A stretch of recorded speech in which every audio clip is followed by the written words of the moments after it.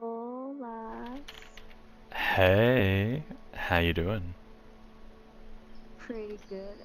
Kind of tired, but only 'cause like I slept late last night, and it was because of a different boy thing. Of a different what? A different boy thing. Like, okay, so Oh, basically, a different boy thing, separate from the e-dates. yeah, it's different. So like last night, like I was debriefing with my other friends because they wanted to know, Hmm. and they kind of got into the conversation about like me. They weren't saying it blatantly, but they were like hinting like, oh, like I should learn to forgive or move on and whatever. And I was just like, oh my gosh, I'm not gonna get into this. I was like, guys, like it's 12:30, I'm gonna go to bed.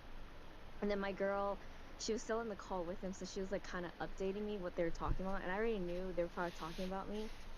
But ultimately, turns out that the guy that I rejected says he's just gonna wait for me, and that's something I do Ooh. not want him to do. He said Yeah, he's no, just gonna that's a wait for me, flag. and I was just like, dude, like I told you straight up I don't like you, and that's me telling him so that he needs to move on. Like he can't just keep Yeah. waiting for me. No, And even my that's a nephew very told toxic him thing that, to do. yeah, don't, Yeah. yeah. Even my nephew told him, hey, like I know you want to wait for her, but don't wait for her, because he knows me too enough that like even though he wants me to date him, right? But Hmm. he knows me well enough and respects me enough that I won't wait for him or I won't go to him. So he needs to Yeah. move on. Yeah, so And let like me, if he wants to stay I snooze I lose, sure, that's fine. yeah, let me explain you that boy mentality that is happening right there. So, guys who Mm-hmm. have no like social skills or personality or experience with women convince themselves by being the perfect kind of dutiful, respectful, emotionless, like quote unquote perfect guy, that women are going to desire them as a result of it. So if he tells you like, "Oh, that's fine. It's your decision. I'll wait for you. You don't have to do anything, but I'm here waiting." It's like "Oh yeah, she'll see how fantastic I am by like not forcing this onto her," but they don't realize that's exactly what they're doing. They're forcing this shit that you don't want onto you. Yeah, like it's only sad because like he is a close friend of mine. Like we're really close. Like we've known each other for years. But which is why I drew the line because I'm like, dude, I don't want to lead you on. But I'm not gonna lie, Farah, that's exactly you described him like perfectly. Because like in a way he is like a catch. Like I agree, he's a catch. Like he has a good family, he serves the church, he's a Christian, he plays the bass, all that stuff, right? but just because he quote check boxes, right? Doesn't Doesn't mean mean you're I attracted to him. feel romantically interested in him, you know? Exactly. I mean, And I don't know. It's yeah, I just mean, something now, you. because now that my friend told me that he said Hmm, he's gonna wait for me, I made nah. myself clear. And if he wants to keep chasing me and pursuing me, and like get his heart break when I fall in love with someone else, like that's on him now. I'm just like Exactly. over it. So, my concern in this case is that some of those girly friends of yours might accidentally like try to pressure you into something with him as well because they're thinking, oh yeah, no, this guy's so good, you should be with him, you should be with him. And they're thinking it's what's best for you, and they kind of want to like tell you what is best for you, like irrespective of your wishes saying no, that's not what you want.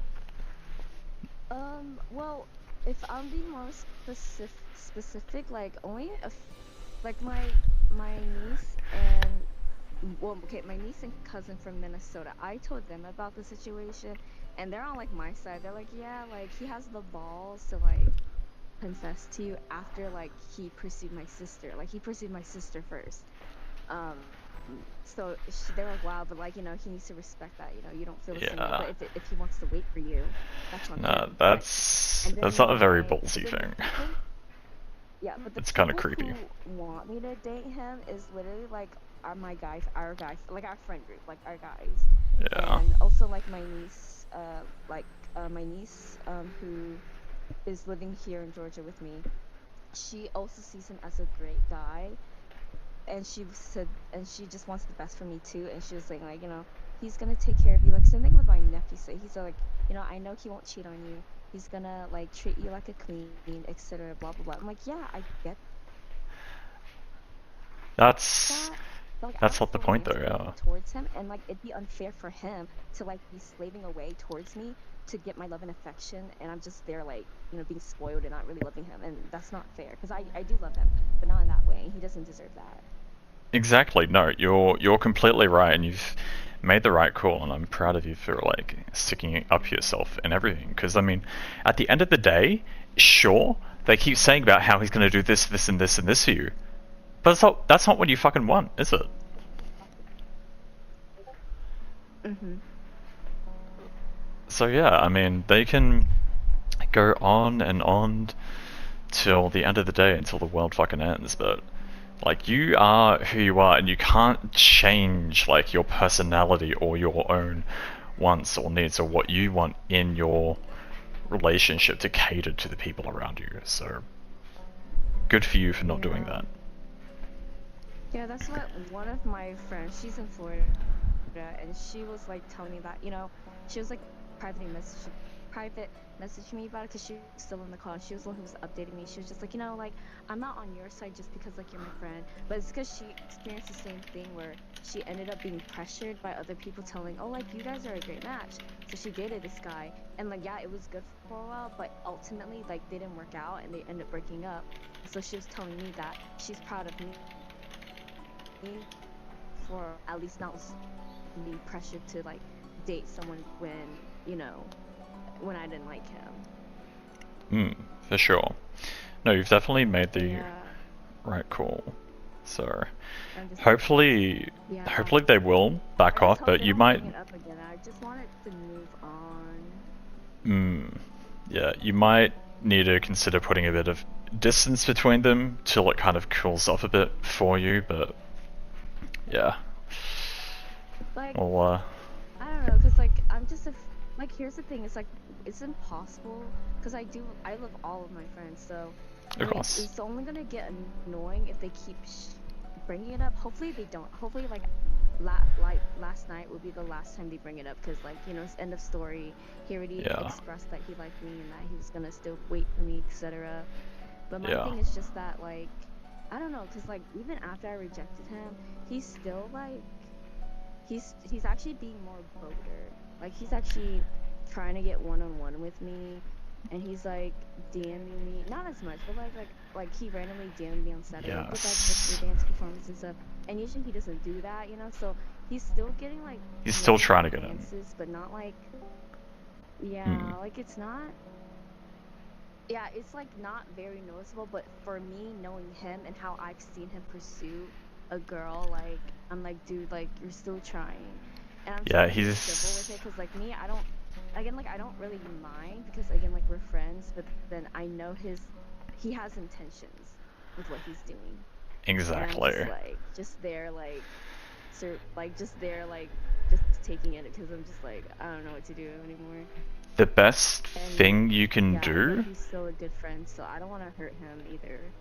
the And I best wouldn't thing make you can myself look bad. do, Cherry, is nothing at all. Like, just ignore him. Stop Yeah. responding. Stop opening his message. Because if he isn't, like, understanding, or if he isn't respecting you, because that's what he's doing, he's not respecting you, you just need to fucking leave him completely. Like, don't acknowledge him, don't interact with him.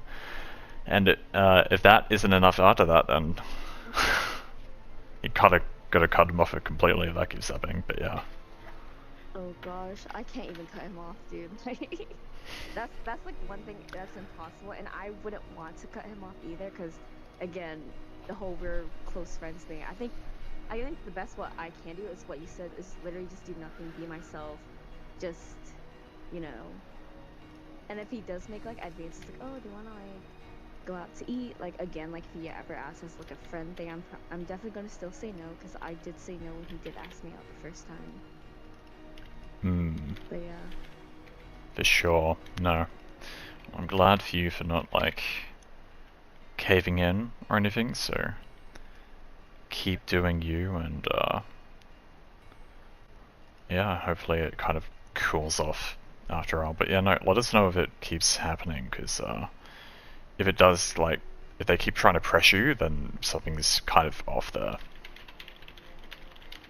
yeah. I mean, I trust that they won't, or at least they won't say it to my face. So, like if they Well, ever talk that's about it again, but not that I that's mind, but arguably I'd be worse. worried, you know. Yeah, I'm just like, what else? Y'all can be unhappy about it. I'm gonna just live my life.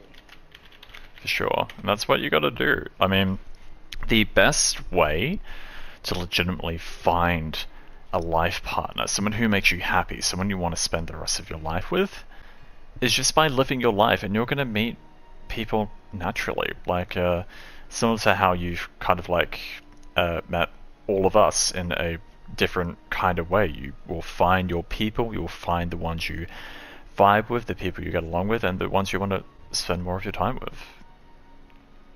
Yep. So, power to you, homegirl. Oh yeah. I guess I should go back to blind dating now. Yes, no, tell us the the initial story. Okay, yeah. This is the nicer tea, guys. The Okay, nicety. so Ooh. I'm gonna look through my notes and I'll just talk about each guy as a whole collective from the whole session. Because most of Ah, these guys yes. I actually talked again. And and the reason is either because we both put each other's names. I think that's the case, because there's no way like coincidentally we end up randomly, except for this one guy, but that's another story. So this first guy, his alias is Tiana. I learned that he works in IT for bars, and like the bar owners like know him and stuff because he's always fixing their stuff. So they always give him like free drinks, like, hey, like the drinks on me and stuff.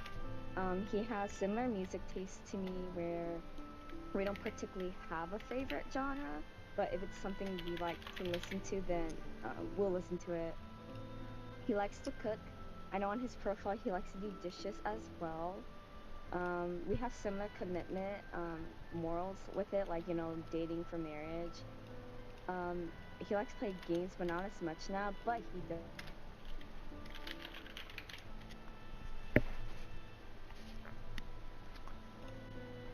I think you're in Lagwell, Cherry.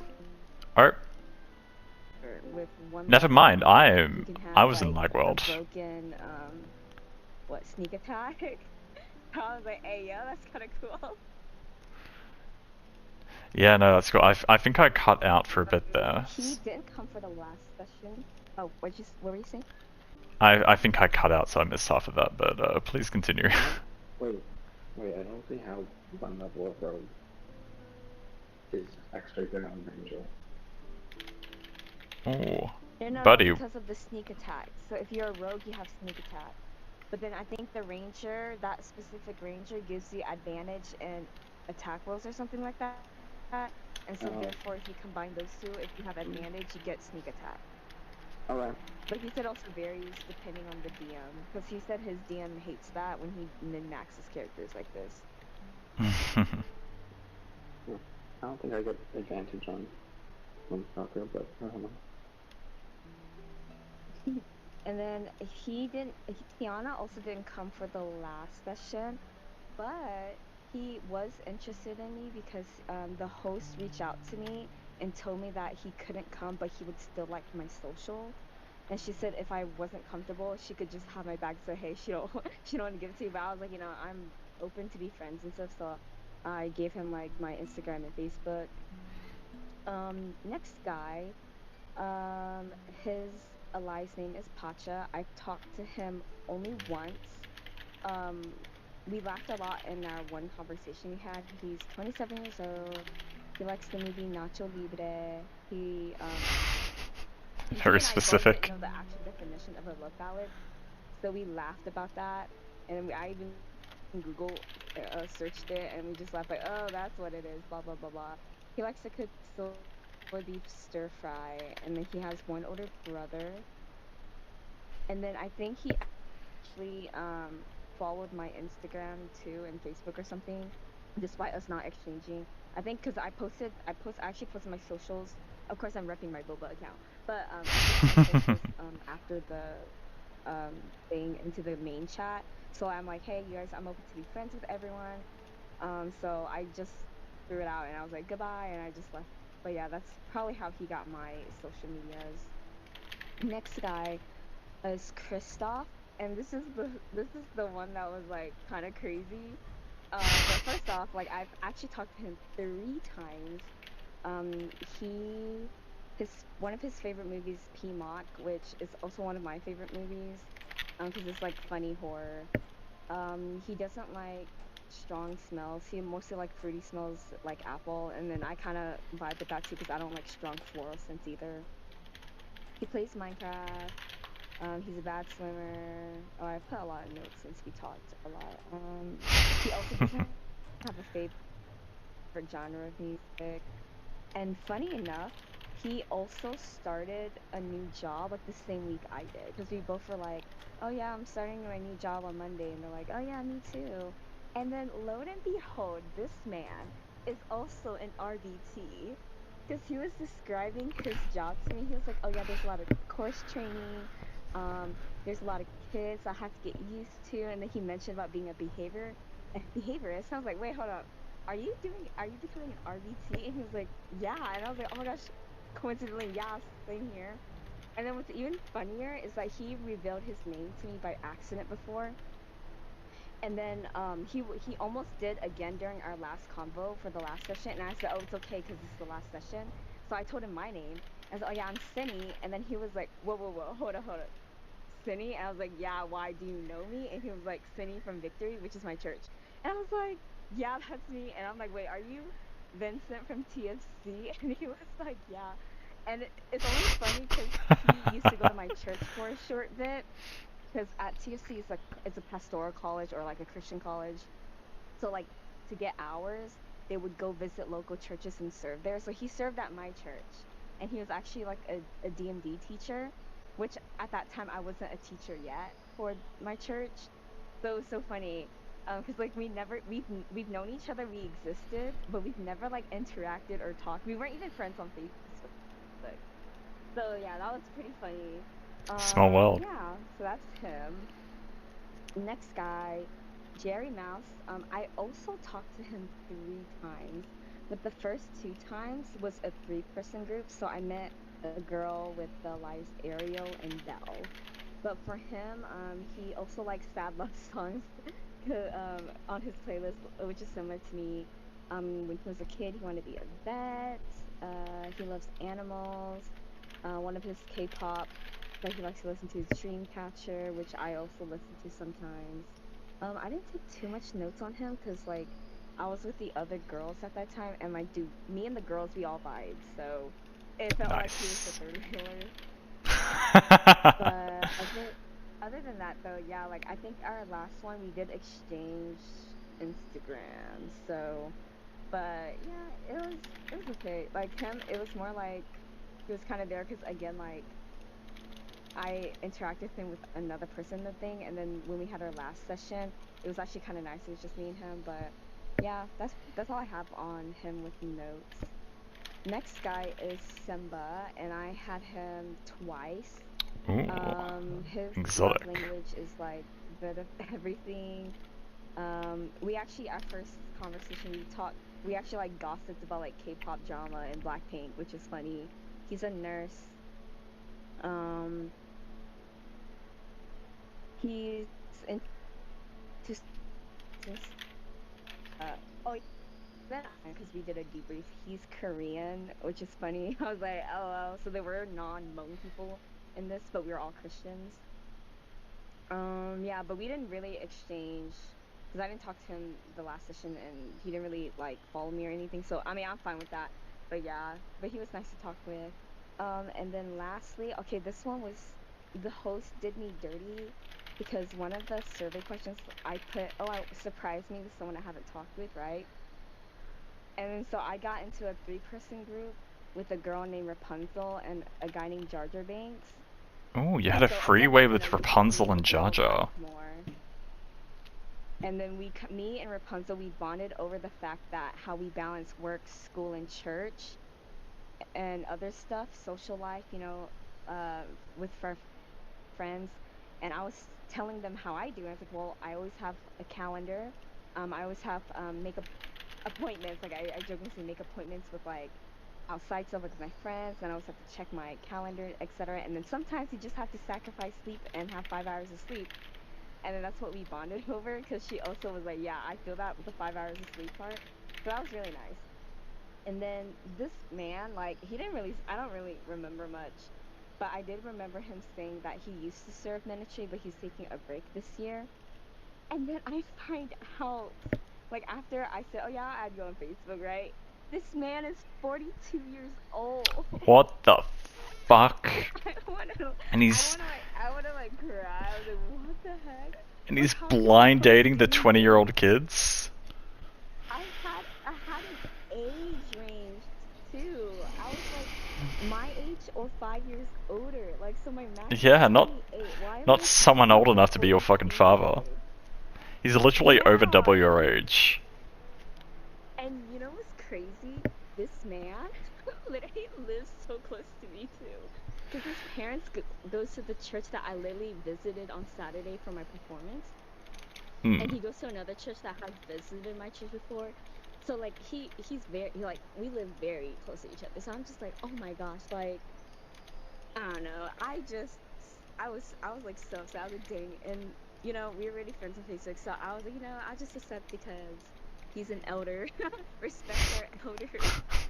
But yeah, I was just like shocked. And then apparently there's a second guy in the dating pool who is also like 40 something years old. And I'm like, why are these hosts putting these old men with these young people? It For reminds me of real? the chart. I don't know if you've seen it, Cindy, or if I sent it to you. The one of the age range that men find attractive. I don't think he did. Oh, let me go find it for you. Okay, because I Men feel are like it would be typically, weird. yeah, at that age, men are typically attracted to women half their age. So, Uh, I don't know. I mean, also because we're Hmong, so like usually like the old OG style way is like an older guy marrying a really young girl. But still, that was not cool. I was just like, how dare she match me? But at least it's not as bad as my friend because she had both of the 40-year-olds before. And again, she didn't know their age until one of her older girlfriends who was also in the WO thing had had their profiles and the age range was like up in the 40s. So yeah, I was just like, oh my gosh. Yeah, it's crazy. Yeah, but other than that, I think oh yeah, and also someone who I haven't talked with at all actually added me too, and then he actually messaged me, but it wasn't like anything crazy. He was just like, "Hey, I just wanted to say hi. This is Stitch from Double Yoked." And I was like, oh, I don't think we had a chance to talk on Double Yoked. He was like, "Yeah, we didn't, but wanted to say hi. I think they messed up a couple of times the matching. I got to talk to someone 2 times in a row. Haha, how was your experience?" And I just replied, "Oh, I see. Like, this is my first time doing Doubly Yoked. I had a great time meeting and talking with new people." But yeah. So, overall, But overall, I think that experience was good. yeah. Do you have any favorites? Um, fan favorites? Not necessarily, but I guess the prominent one is definitely Kristoff because I know the man, and we still couldn't like go back to the questions because we were just still trying to wrap up that we were talking to each other and this oddly weird blind dating thing. And then also this other guy it is Tiana, only because like the D&D thing, and then he seemed really like down to earth while talking. Because apparently, I made it like he said he was an introvert, but him talking to me made it easier for him to talk and stuff. So I was like, oh yeah, I get that a lot because I enjoy talking with people and stuff. So See, it's probably like the my the thing with personality. that the thing with that, Cherry, is you do have like a somewhat charismatic magnetism, which will like draw people to, and like you'll kind of vibe and get along with everyone. The problem is with that is you will probably attract a lot of the guys who don't get attention from women who feel special when you talk to them just because of Oh, how you are. So if you have like a quiet guy who kind of tells you that, that's all well and good, but you don't necessarily need someone you can do that for because you can kind of do that for anyone. What you probably more so might find preferable is having someone who can more draw that kind of feeling out of you instead. oh, I guess So, that's true because just I a know way to like think one of about the it. things my friend said was Mm. that like for her, the guys that she talked with, because she felt like she was the one initiating conversation and they weren't really Yes. like replying, and she felt like, oh, maybe I should like be quiet because like these guys aren't like feeling it like with the talking. And honestly, like for me, I didn't feel like that at all with any of the people I talked with. So I think it's, Exactly. and she also had like different dudes too, because like I again like me, I stick with a lot of the dudes I've talked with because we just had great conversations, so I continue to pick their names and stuff. Mm. So yeah. Yeah, I mean, one of the other things to kind of keep in mind is, I'm not even gonna lie, I completely lost my train of thought as soon as I opened my mouth there. But yeah, I mean, so long as you are enjoying yourself or enjoy the time you're spending with the people you're spending with it, I think that's what matters most because there's no point in spending the rest of your life with someone whose company you don't enjoy.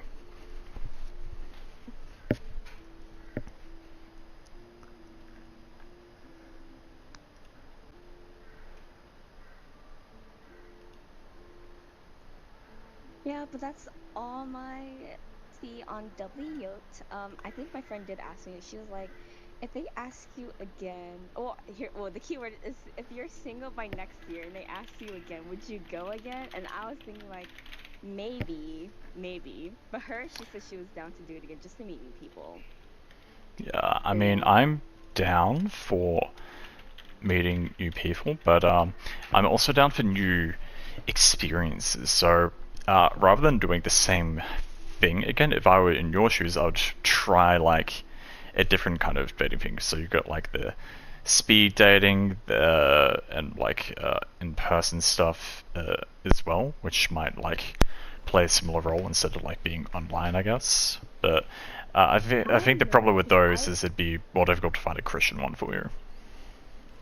Yeah, well, for me in general, I don't really do any of that. Like, even like dating apps, I don't do that either.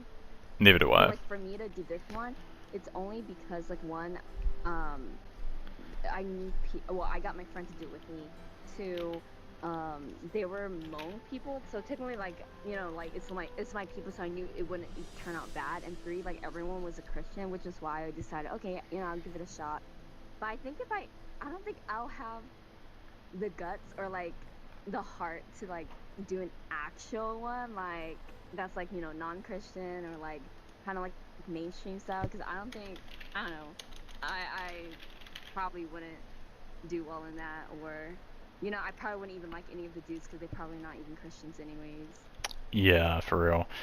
Must be tough finding someone who hits all those boxes for you. Honestly, it's not that hard. It's just the dating There's pool I find that sucks.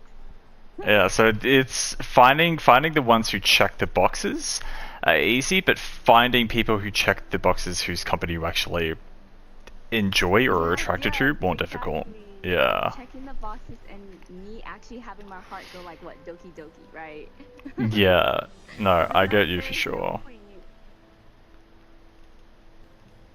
Yeah, but it's But alright. I'm not in no rush. Yeah, I'm still no, I enjoying my mean, singleness. right, I you're have still my like what, girlfriend, early I have 20s? family. You Yeah, got plenty of time. only 23. Yeah. You will be fine. You don't need to worry about meeting someone, you need to worry about finding the right person. Yeah. Like again, I'm in no rush. Like some people some people are feeling like I need to hurry up because like either it'd be like the elderly people, Why? because like that's just how old people are. Like you're like young, you should get married. Like that's just how old people are. So sometimes I get that from like older people. Like my sister, she just got engaged too. So like sometimes people are like, oh, like when are you gonna date someone and get Wait, engaged, your etc. And your then sister got engaged? uh-huh, How she old is got she again? engaged on the cruise. She's 24. Okay. So your older sister, not your younger sister. No, no, dude, my younger sister, she's like what, 14, 15? That's why I was She's not concerned. even my age. That is why I was concerned. I forgot you had an older sister. But yeah, but like, and then also like some friends, like my niece, the one who wanted me to, was rooting for me, and that guy rejected. But she was worried that I was feeling like, oh, I need to hurry up and find a man. But I told her like, girl, don't worry. I'm not that type of person. Like I'm happily single. I'm happily happy in my my single season. And I'm in no rush because like I do want to find, because I want to date for marriage, so I don't want to just date anyone. So I'm already quote what picky, that what some people would say. Hmm. But yeah. I mean, you're dating more than me. I haven't. No, what do you mean? I've never. I think maybe I had one date, but I wouldn't count that as a Bro. date. Yeah, no, Okay, I would you mean, say this is a it's... date? Tell me. Okay, so yeah, okay. So it was at my school, and it was like the first week of the semester, so they always had like a poster sale. So I was looking at posters, and I went to the anime section, and then this guy was like looking at the one I wanted to, and he was like slowly taking his time. So I was like, man, he needs to hurry up. So I just asked him, hey, like, are you done with this? Like, can I look at it? And he was like, oh yeah, sure. And he moved. I was like, finally. And then he started conversation with me like, oh, like, do you like anime? I was like, oh yeah, like I like One Punch Man, Fairy Tail, etc. Like Inuyasha, all the ones I've watched, Ghost Hunt. And he was like, wow, like I didn't know that. So he ended up saying I was cute, and he asked for my number, and I was just like, yeah, sure, why not? Like, he seems nice. And then we ended up getting boba together, but I wouldn't say that's a date because he didn't really ask me out. Because I was like, oh yeah, did you want to go get boba? Because I wanted boba at least. Oh, so while you were there with him, you just decided to get boba while you were already with him? Or...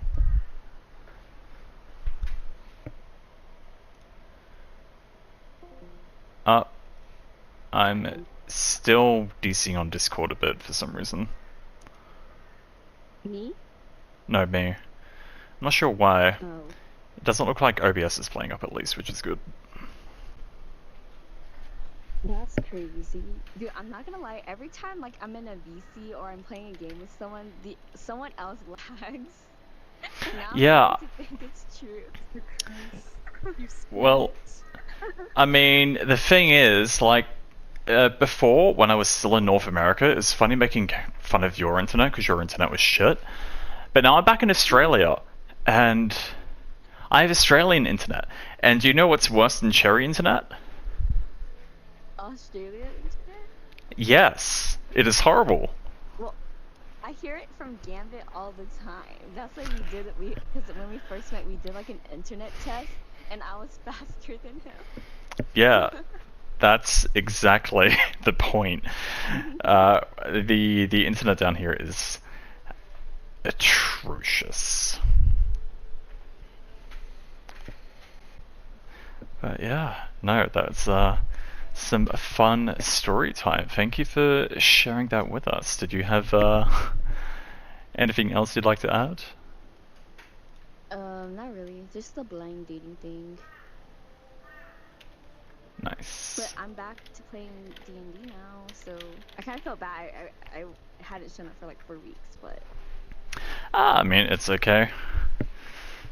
The upcoming session next week onwards is going to be the more important one. But I mean, I guess, do you remember what happened at the end of last Waterdeep session? yeah, we killed the troll. I kissed that Simeon's character with the thingy, Yes. and then With troll dust all over you. and then I The know we notes do not adjusted lie. our characters with the new level.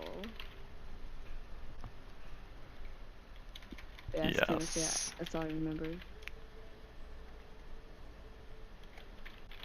No, that's Yeah, that's pretty much fine. it. And thanks for the story time. Yeah, I mean, Oh yeah, no problem. I mean, Vin also like had the physical body destroyed. Beak got kidnapped, and Simeon had his mind destroyed. But yeah, Beak is about to undergo Stockholm syndrome. maybe. No, I'm pretty sure it was Vanessa. Yeah, maybe. Bruh. You never know. What is Santa loves you so much he's kidnapped you, and is gonna try and Stockholm syndrome you.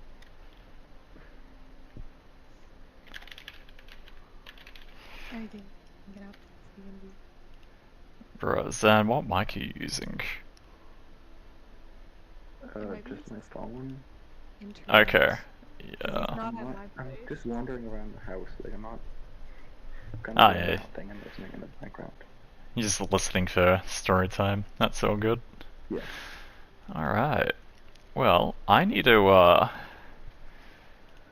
review this little list of 55 guilds I've kind of just compiled here, because I'm kind of coming up with a list for all of the, like, quote-unquote fantasy guilds that would be operating in some kind of fantasy world.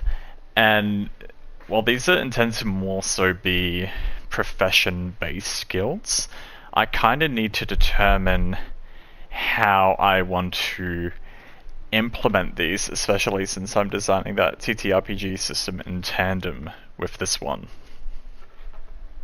Because basically the question is, should I only have fun play-based skills that actually allow players to get some kind of like combat benefit, or should I actually have guilds where people can roleplay as a fucking like a plasterer if they want to play as a fucking plasterer for some reason?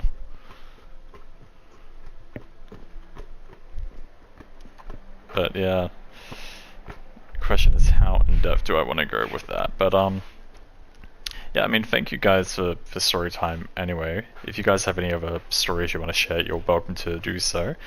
If not, I'm probably gonna get started on kind of narrating my own stuff here, so whether you want to stick around and VC with me for that or not is up to you.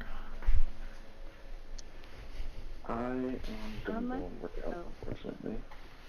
Ooh, I'm got gonna those go guns. eat dinner. Maybe I'll hop back after. Yeah, no, sounds good. You guys go enjoy doing your Okay, thing. bye. Thank you, Cherry. Alright, see you guys. Bye. Bye. Bye. How about you, I'm Chloe? gonna continue Yes. playing this visual novel that I just downloaded.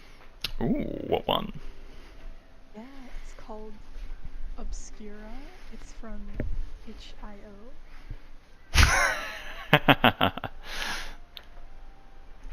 Yeah, is it a, what kind of one is it? It's supposed to be dark. Like human trafficking, getting poisoned, violence, Yeah? etc. Yeah. My first ending, I got killed, so I'm playing again. Nice. Really Well, unfortunate death too. One of the main characters ratted me out. ooh, how dare they? What did you do? What did you do for them to rat you out? Well, I didn't even do anything. This character It's pulled me just a away dick. because they were stealing something, Mm. and they needed to use my character as a decoy.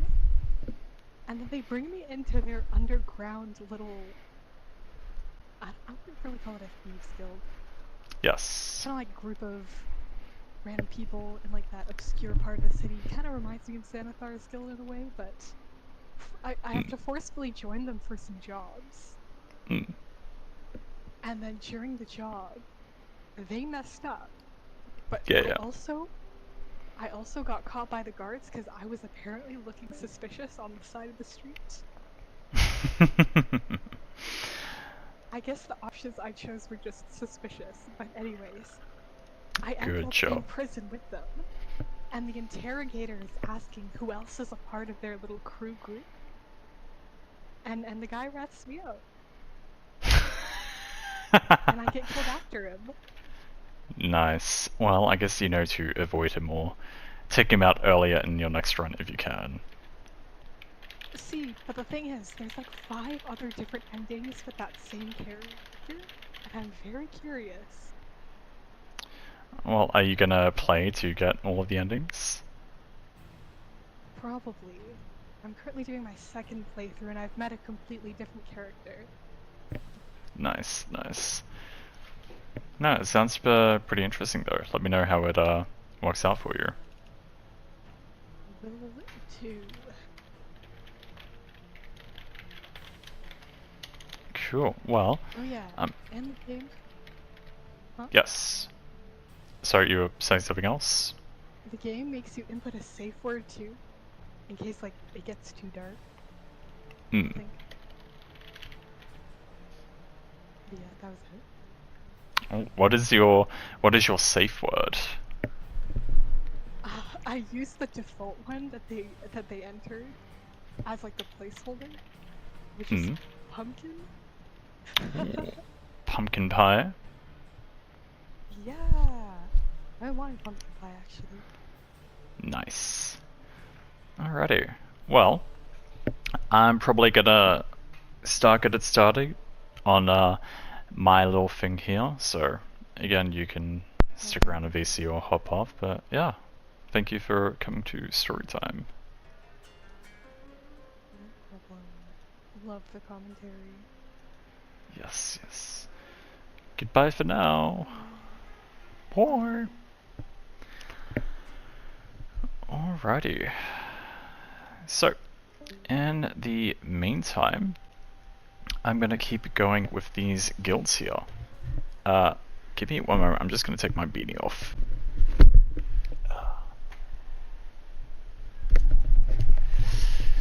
It's very cold here this morning, but I say that, but I'm still in Australia, so. But it's cold by Australian standards. With that said, so, if you've been watching, you may have noticed when we had a little story time going on with Cherry just earlier, I've kind of been mixing and matching and compiling a few different guildly resources based on some research I've kind of done behind the scenes, and you've probably seen we have a solid list of about 55 guilds here. So, speaking of these guilds, I kind of narrated briefly earlier about the whether's, the hows, and what's and whys of what kind of guilds we would have in this worldview, and whether or not we basically want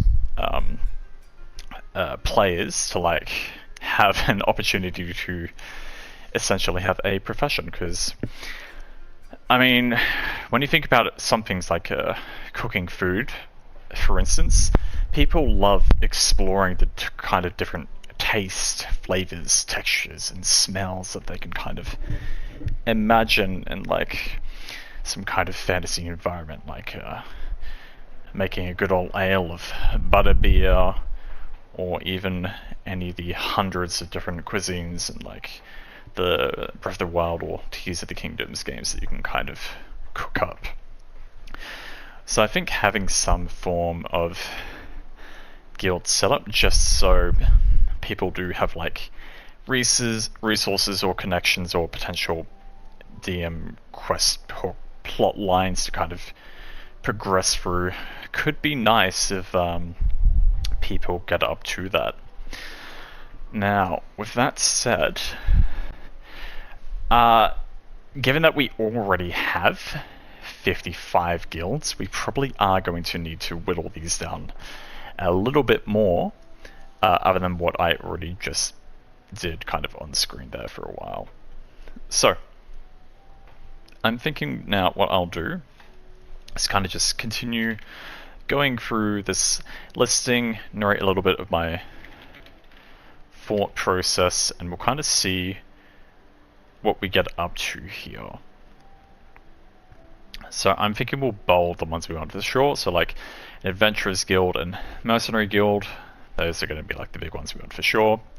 And Agriculture and Livestock, that's basically going to cover like any kind of food development, be it farming, like vegetables, plants, and breeding animals and whatnot. And livestock itself wouldn't only like cover just like the breeding or like selling of animals, but might even help in terms of like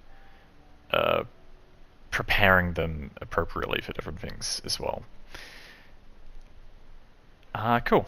So fishmongers, butchers, hunters, leatherworkers. These are all pretty solid ones that we're definitely going to have. Street laborers is an interesting one, because you might have saw one of the options I kind of removed off screen earlier was dung sweepers, which was inspired by one of the D&D guilds. And rather than having like specific guilds for like the all the different odd jobs in the city streets, like trash collection or dung sweeping or lamp lighting, I think kind of combining them into a umbrella guild like street laborers is probably more appropriate. Herbalist is another interesting one, mostly because it might overlap with gatherers a little bit. Although a herbalist is definitely a much more specialized. So the thought process was for like gathering, kind of overlapped with me a bit for like agriculture and herbalism. And it was mostly thinking about like finding and foraging and picking for stuff in the wild, more so than like growing fruits or whatnot. So I think that's an example of one of the ones we're going to remove from this list here. And another kind of thing is just the difference between alchemists and apothecaries. So what is the difference between an alchemist and an apothecary. Because I think traditionally apothecaries are more like creating salves and tinctures and healing remedies, whereas alchemy gets more into the crazy chemical, magical fantasy experimentation branch and kind of expands out from there. Because basically my thought process right now is if we do want to have some kind of like herbal remedies, I think I would rather like get out some of the middlemen in between jobs and condense these into more, again, umbrella categories. So we might even just incorporate apothecaries into alchemists, since alchemists are kind of known for like potions and healing potions and whatnot as well, or at least in fantasy settings.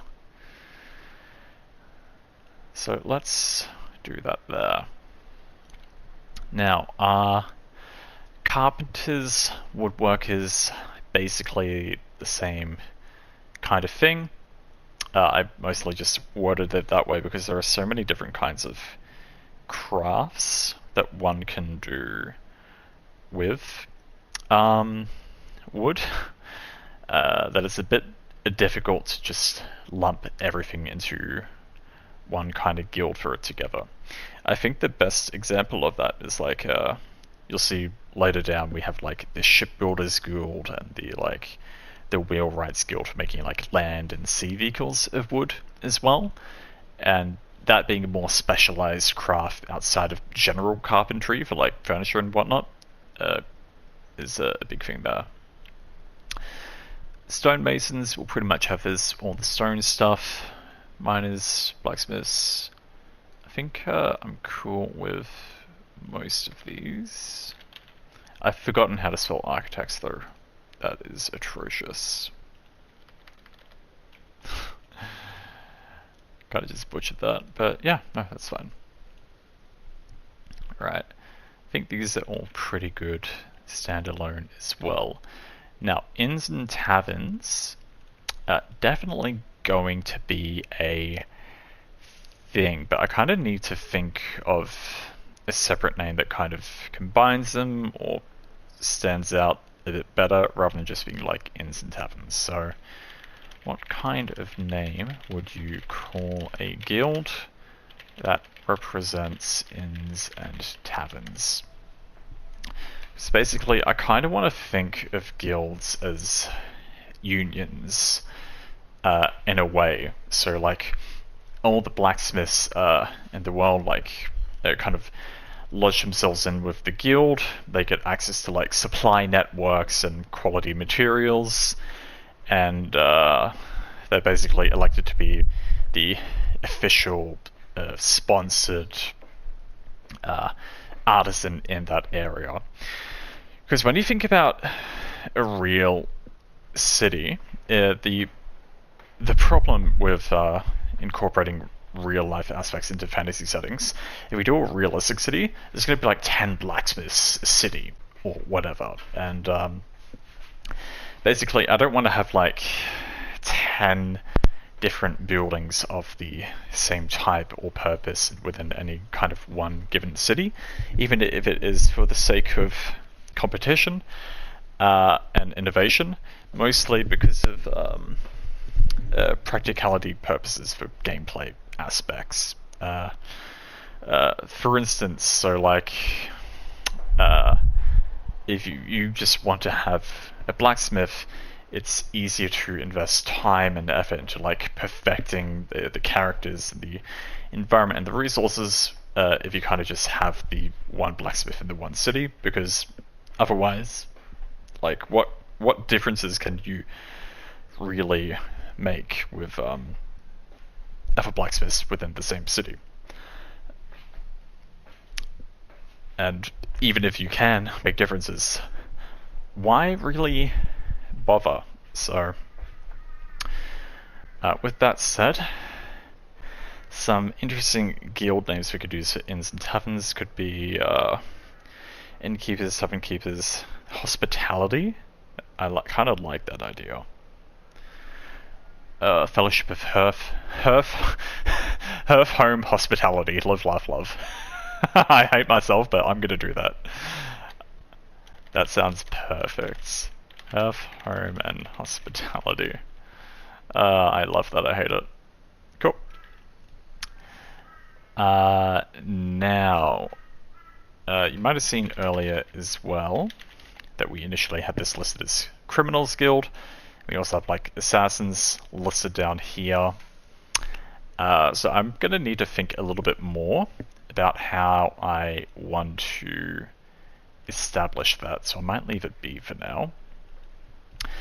Curators is mostly going to be like the display of the arts, so like paintings, sculptors, museums, things like that. So think like collectors of like high value artifacts.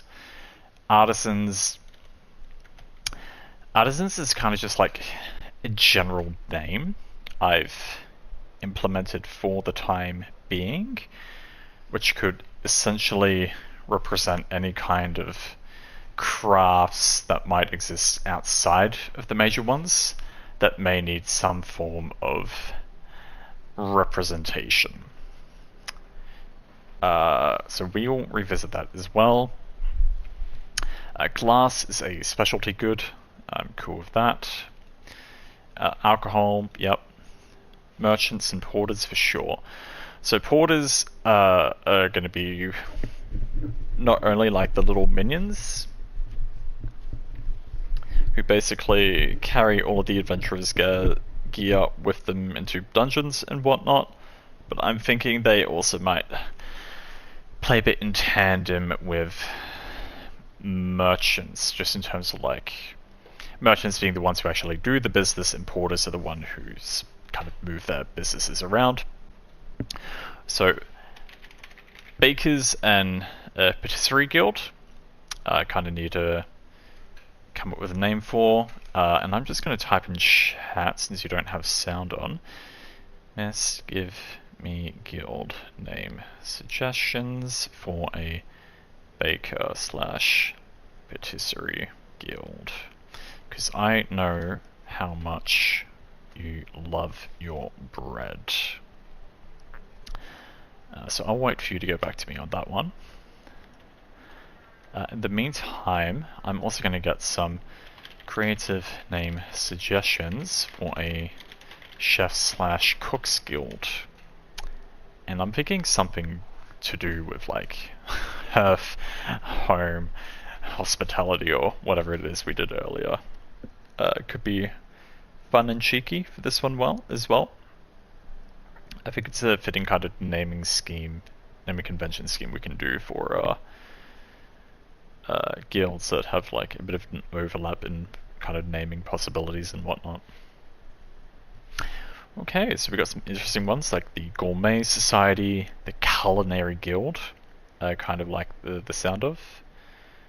There's a few others as well, but Culinary really sticks out to me.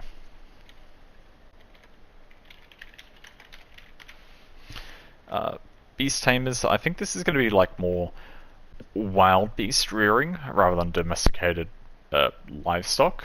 So think like battle mounts or like giant exotic rhinos or something. Spices is another good one, and these guilds aren't going to be as simple as they seem off the bat. I'm thinking some of them might kind of play a bit of a double role in society, both on the overworld and underground kind of representation. And with spices, I'm thinking that they may also be some kind of narcotics operations going on there, if that makes sense. Because that basically gives the opportunity to create some interesting plot lines or story threads for these guilds.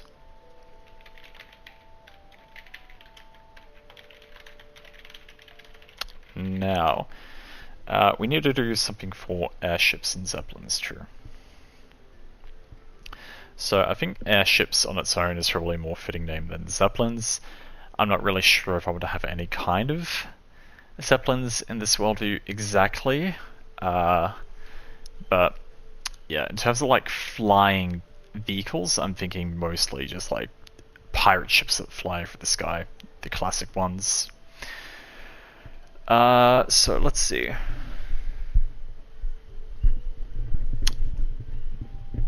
We've got some interesting things going on here. Aeronauts, skybound, sky navigators, and whatnot. I think we'll just call it the airships one for now. And we are going to give these actual names at some point. So it's like Hearth, Home, and Hospitality. And basically kind of make some creative names for each of them. But to get these creative names for each of them, we're going to have to actually determine what we want with them first. So construction is going to be like a bit of a general guild for any kind of home building labor, regardless of whether it's like the tiling or the cellar work, the roof work, the wall work, whatever else, just because it's more convenient that way. Now, these two I'll get back to later. Librarians and scribes would be good to get a name for.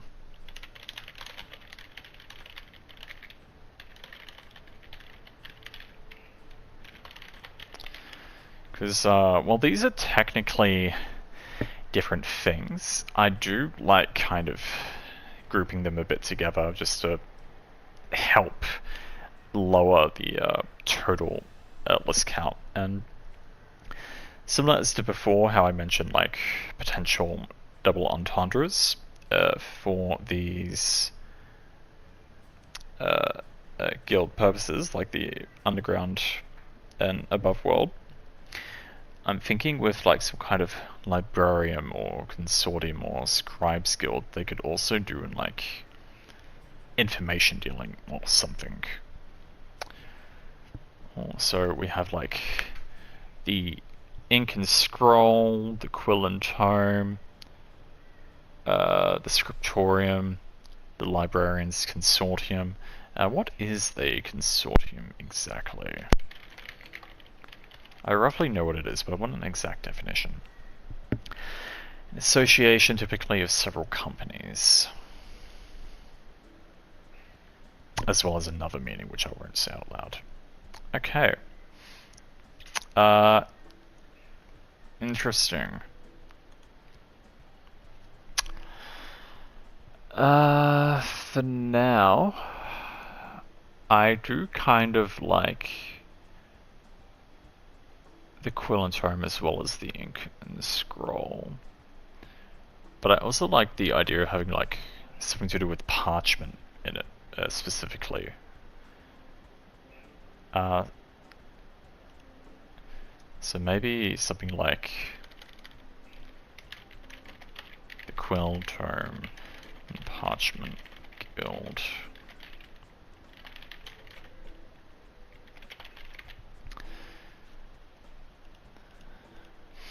Yeah, because basically the idea is that a lot of the guilds that actually sell these kinds of wares or provide these kind of services, yeah, like if they basically provide a service, I also kind of want them to provide the goods required for the service, if that makes sense. So while the blacksmiths guild themselves may not necessarily deal in mining, they may still sell ingots, even if they don't sell ore. Now, cartographers, you'll have for sure. Astronomers is a little bit more interesting. That's another one I'll kind of like expand on a bit later. Assassins, I think I do want to be separate from like criminals / thieves.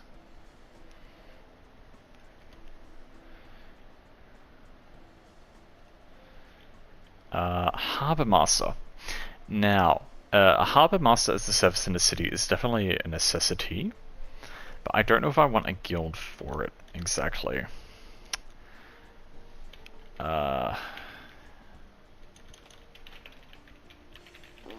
while we could say the same for a crematorium or a funeral home or whatever, I'm thinking for now I might keep this as is, mostly because of how undead are going to work in this world.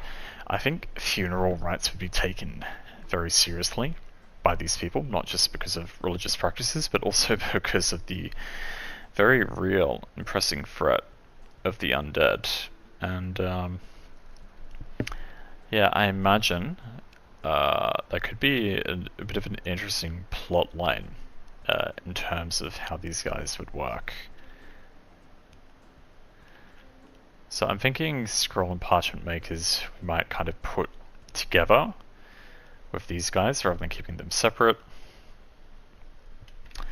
A wicket is basically thinking of like wicket baskets and whatnot, and I'm kind of thinking that might be a good thing to just lump in general under the Artisans Guild we kind of mentioned earlier.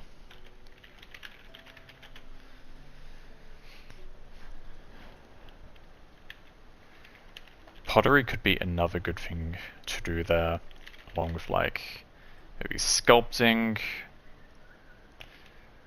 and painting, and yeah, the idea there is basically to have I think painting or the arts or whatever themselves are things that can kind of go well on their own in terms of coming up with some kind of story for them, but I think also they kind of tie in well with each other. Cool. Dancers, I want to be their own thing. Flame bearers, so I mentioned earlier like the Street Labourers Guild, for instance, how they'll do a lot of the street work in terms of stuff, but I think flame bearers in particular, just like the power of fire in ancient societies, could basically be a lot more interesting. So rather than just like lighting the lanterns within the city streets, they could also be like the keepers for like a PI network for like emergency wartime war signals, as well as like helping to like construct fireplaces or whatever else. And finally, tradesmen. It was kind of what I roughly had in mind for like a general trades thing that might. I don't think we might end up needing it. Cool. Now, fortune tellers.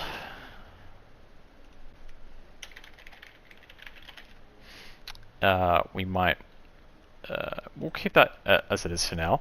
I can see astronomers like falling under that somehow, but I can also see astronomers tying in for like cartography and navigation as well. So we might leave a couple as they are, and magical engineering and runesmiths and enchanters, those are probably going to be more similar to like alchemy. So they're basically going to feel like they can play as a class themselves, similar to tinkerers, but I kind of need to think about whether or not I want someone's capability for manufacturing items to essentially be a class, because the idea is if you can make a tool or a weapon, then theoretically anyone should be able to use it. So for example, like if you make a gun, then yeah, like even if you're a tinkerer who's specifically designed to make the gun yourself, like how is that a class, essentially? Like I like the idea of providing the tools to allow people to do that if they want. I just don't think it should be a class in and of itself, which is partially why we are doing this profession system, and that's also why I am kind of planning on tying these in with other jobs or kind of overlapping with other roles and whatnot. Because yeah, no, I just think that would be pretty cool. Now, with that said, since Miss didn't get back to me, I'm gonna see about coming up with some names for this other guild. So, creative names for a baking / patisserie guild. Because baking isn't necessarily just about bread. You also have cakes, sweets, pies, desserts. And that's more the patisserie side for all the sweet stuff. So let's see if we get anything good. Oh, pastry is a good one. Same with confectioners. Sugar and spice. Let's see.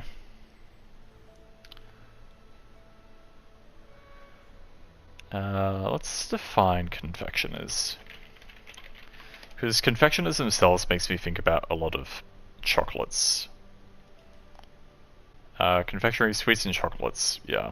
Okay. How about some of these other terms? So, pastry artisans did come off as a bit interesting, but the problem with that one is it's kind of overlaps a little bit with like the naming wise with the artisan kind of collective we already have going on.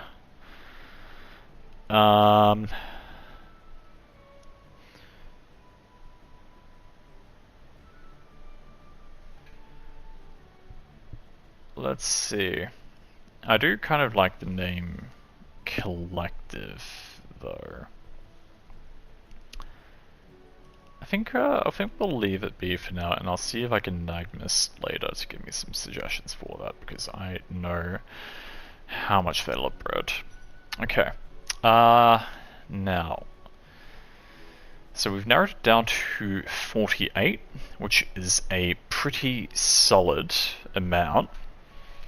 But what we're kind of going to do a little bit here is think a little bit about what kind of races and cultures we have where, and also kind of think about like which nation might specialize in what. So we aren't necessarily going to be able to do all of these now, especially because we haven't kind of like finished building well. There's plenty of cultures and races and places that we have yet to flesh out, but based on the ones we've done so far, we can kind of already come up with a few. And one of the ones I really like the idea of is the Lumberjacks Guild being HQ'd in the Elven Forest. Now, I know that sounds kind of ironic, which is also why it's good, because my idea is that the elves' culture and reverence of the Mother Tree has given them a connection to the forest itself. The elves have a talent for woodworking and singing, and can sing wooden products to life. So, Lumberjack's Guild may not end up being the right one for this, but basically the idea is the elves themselves sing the wood. I guess rather than like cutting it down or felling it for others to use, this feels like it'll more so be for the shaping of wood. So maybe rather than lumberjacks, the carpenters / woodworking guild, we'll just go with carpenters for now, is fine, and we can call it the wood singing guild or something, just temporarily for now at least, because that sounds like a really cool thing that they have going on now there.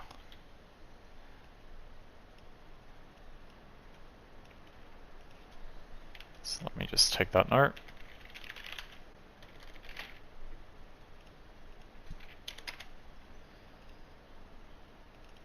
Change that to wood singers. Cool. And I do kind of want to expand on the notion of sound, and maybe create some kind of like bardly profession where like song or voice basically becomes some form of magic in and of itself, and that might tie into play a bit with this somehow, but I'll flesh that out a bit more later. Now, another one is going to be the mining guild, being HQ'd in the Stone Dwarf Nation. Or rather, hey buddy, how you doing? Pretty good. Just got off of work. Gonna hop on the stream on my phone. Ooh, nice. You missed it earlier. I had Cherry, Chloe, and Zan within me for a bit, and we were doing a bit of story time, and Cherry basically told us how all those E-dates she went on went. Oh no, that would have been so cool to learn. I wanted to hear about that so bad. I love that kind of drama.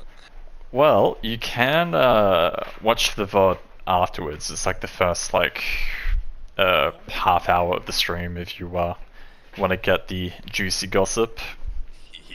Heard. Yeah, I'll definitely backtrack a little later. But yeah, no, you've caught me working on some guilds here. Ooh, guilds. Ooh, okay, yeah. I like it. Yeah, so I've kind of like compiled a solid list of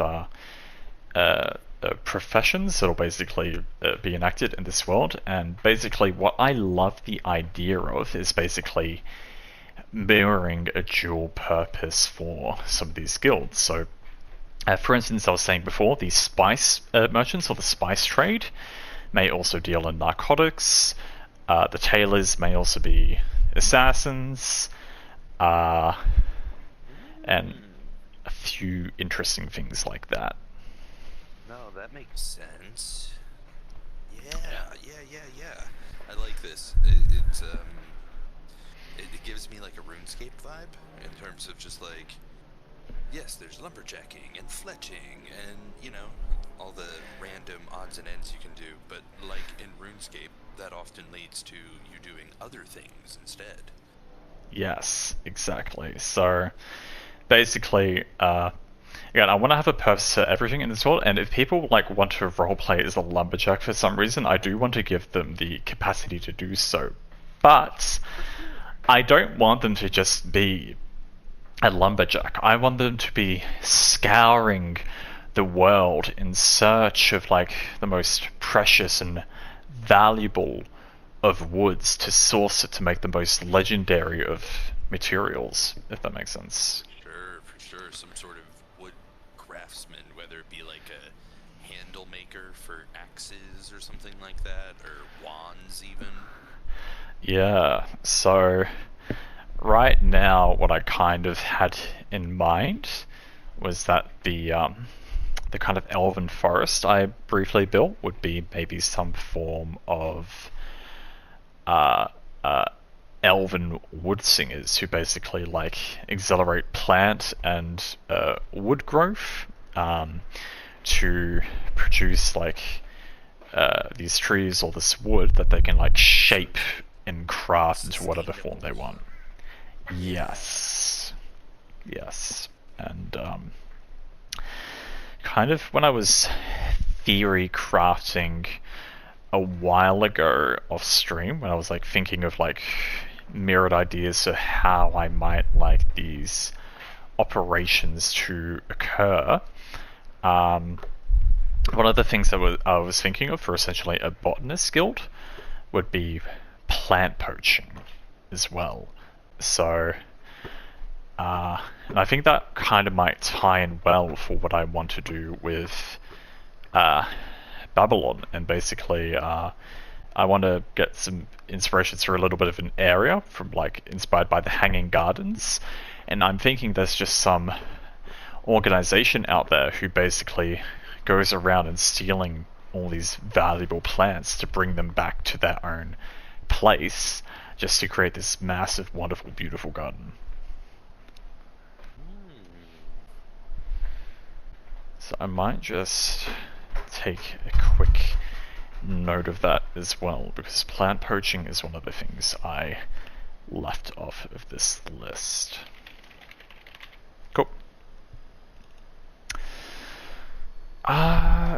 So yeah, I mean, next up is going to be like the stonemasons guild, and of course stone dwarves are going to be perfect for that in the same sense that wood singing elves are perfect as like lumberjacks or carpenters.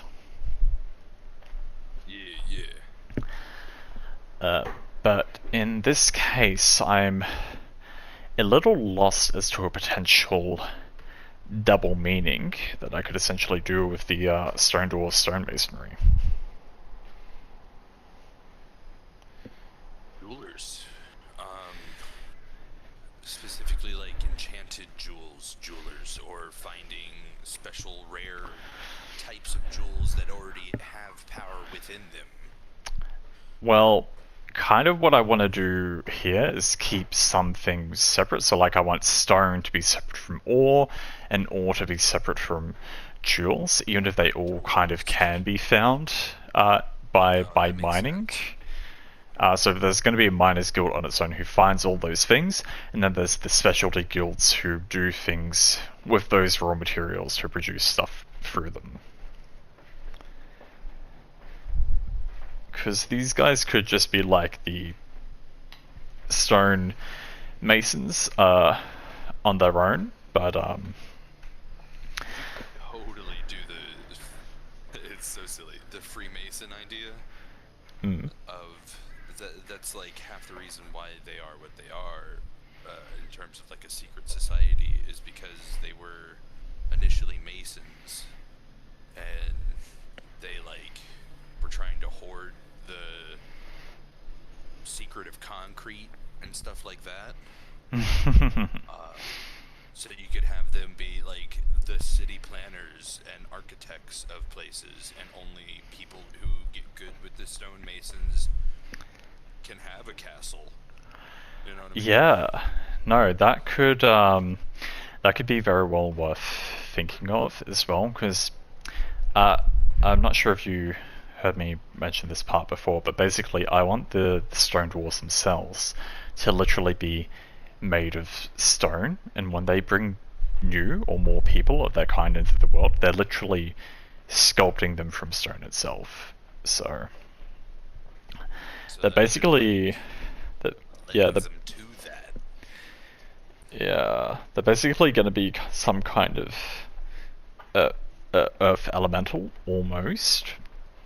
But I think I would have to think more about the dwarf's ancestry and capabilities for that kind of stuff first. But maybe I won't expand too much on that one for now, and I can kind of like revisit it a bit later on. We've kind of filtered some other things out, maybe. Sure. I can understand it. A lot of this is going to be a lot of that, kind of going back and forth and filling in a blank here and then filling in a blank there. Yeah. The idea is, rather than to like channel down and like focus on coming up with an idea for one kind of niche thing when you've still got all this other stuff plentifully available, it becomes easier to go just continue on doing the other stuff, and then you might come up with some ideas naturally as you're kind of working through that, or you can kind of like connect them together a bit more. And if not, then at the very least you've taken out options later on, which makes it a bit better to know what direction you kind of need to go in, because you know what option you know what direction you can't go in. Yeah. But yeah. So I briefly mentioned like Babylon before as I was talking like plant poaching and whatnot, but the thing is with that city itself, it's like meant to be the trade capital of the world, or at the very least I'm making it the city of sin, if that makes sense. Yeah. So theoretically, the thought and concept that I was going to do is I wanted to have like each nation basically have their own specialty thing that they were good at, or that they were known for, that they could basically promote themselves for on a national scale. And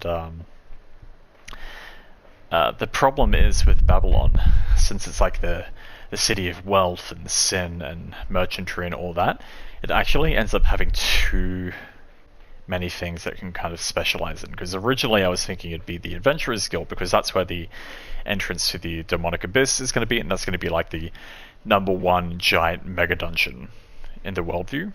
And it kind of makes sense for an Adventurer Guild to be there. But since it's the wealthy city, it also makes sense of the merchant stuff, but then the Hanging Gardens makes sense of the plant poaching stuff, and I'm like, I can have like a branch of every guild everywhere, but when something is too good to be the headquarters for too many things, it kind of makes me feel like I have to have it be the HQ of all these things. Because I mean, I guess rather than just doing like one city per thing, I can do maybe like one city per nation or per continent can have a few different things together, and then like Babylon itself as a city could be like the HQ city of the world, the city of adventure, where there's like a shit ton more than anything else. No, I think that's a great idea. Yeah. Kind of still gives you that centralization. Kind of makes Babylon a bit like big city vibes, you know, New York or whatever. Exactly.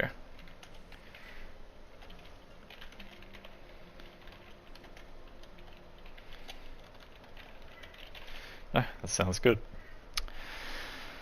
Cool, but yeah, I mean, feel free to take a little peek at this list and just let me know if you see anything that takes your fancy, that you may have any ideas for or suggestions with, or things that you'd like me to expand on.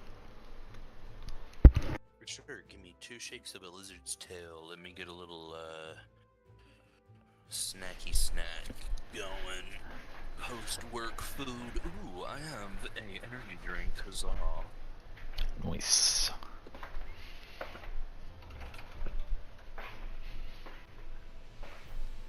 Yeah, I really like the Fletchers. I think that's a great idea. Fletching is usually not as expanded upon in a lot of fantasy genres. Yes, but just considering how big of a thing like projectiles are in fantasy settings, I don't think I'm going to limit this to like just like arrow crafting. I love the idea of it being like a more specialized thing for like some form of ammunition itself. So maybe also like gun bullets or cannonballs or catapult boulders, or even like ballista javelins and whatnot.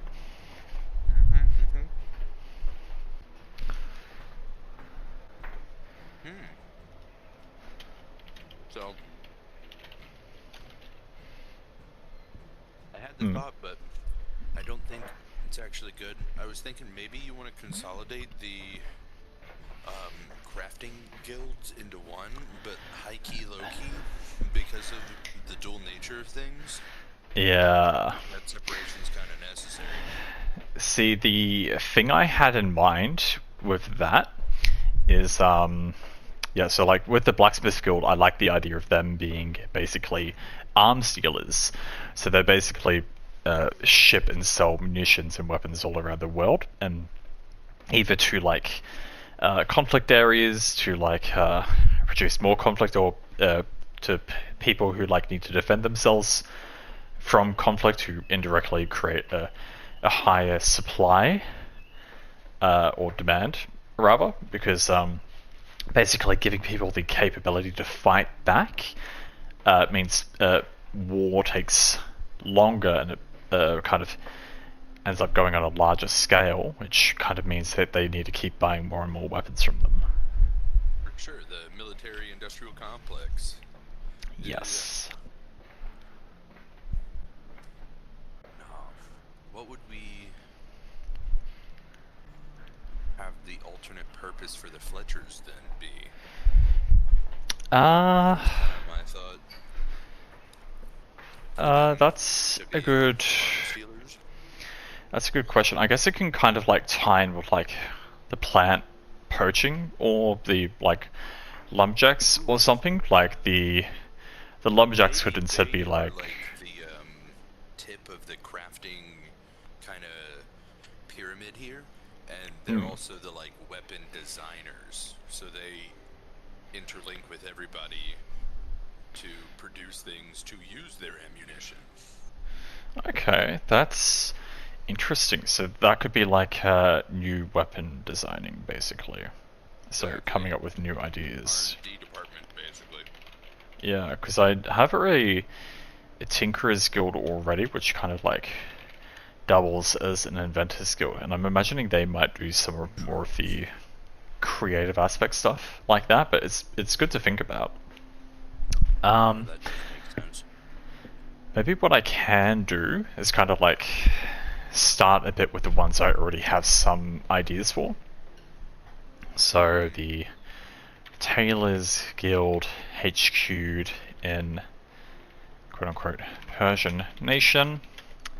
The people themselves lack proper land and resources, and require cooling yet thick cloths to protect them from sun and heat. And have you seen Wanted, the movie? Angelina Jolie? Yeah, I love it.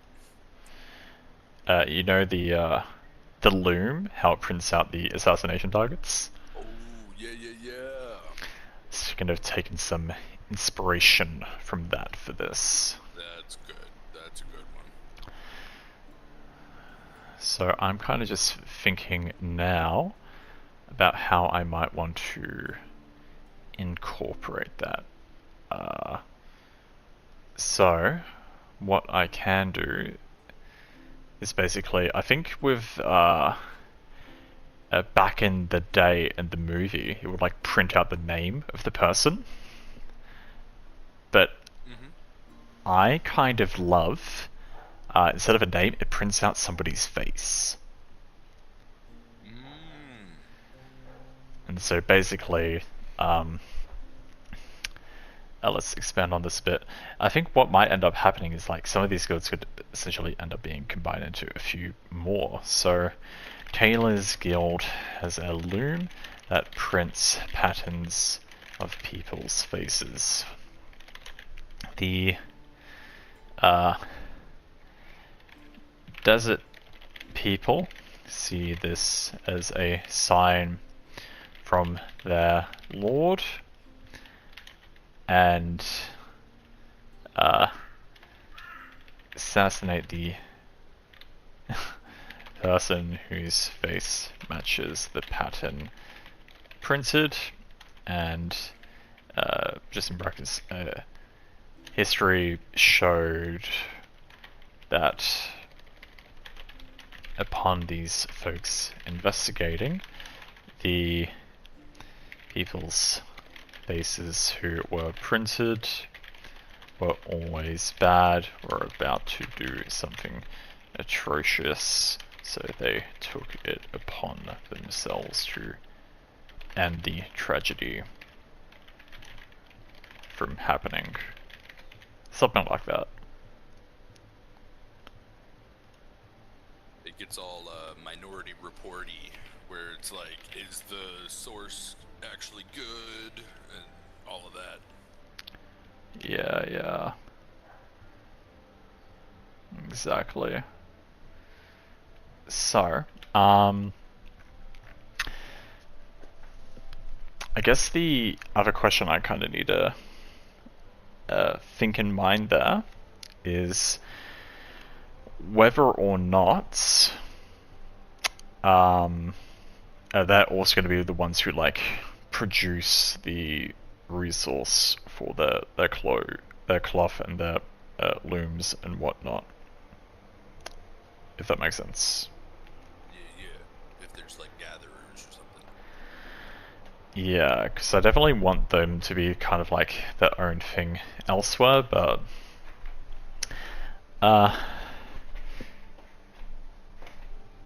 yeah, I think maybe like the gatherers and more so like the plant poachers in that case, for what I had in mind for that. Because I don't want one organization to fill too many roles. So For sure. what I wanted to do with the Adventurers Guild, for example, was also have them serve as mercenaries and basically combine those guilds into one, because it makes too much sense not to do.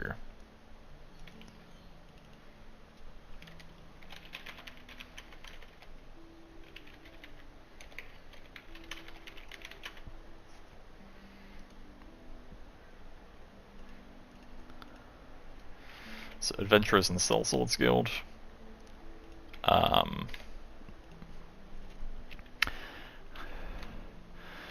3 people who sell their services to the highest bidder for good or for evil, for order or chaos, for profit or charity.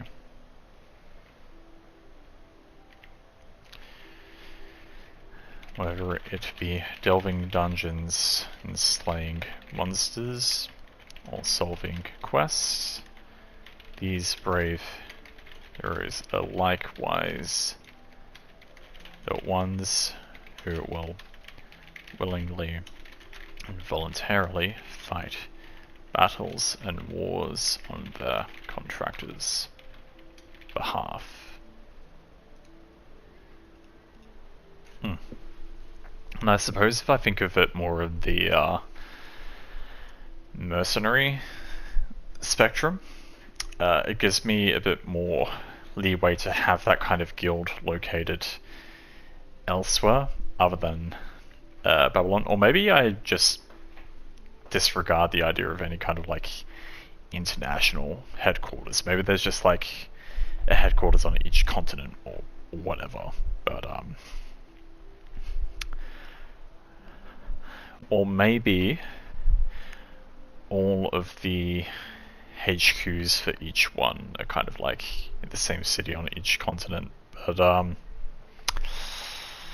don't know, I feel like the Wood Singers, essentially, like the elven one, they would be more inclined to have a base of operations within their own borders if they even wanted to do such a thing at all, because even now, culturally, I wonder whether or not the elves would really sell the service as a business even. Yeah, it might just be the Native American approach, where it's not your fishing pole or my fishing pole, it's just the fishing pole and we're gonna go fishing kind of thing. For sure. I mean, that is kind of a good way to look at things in terms of like community.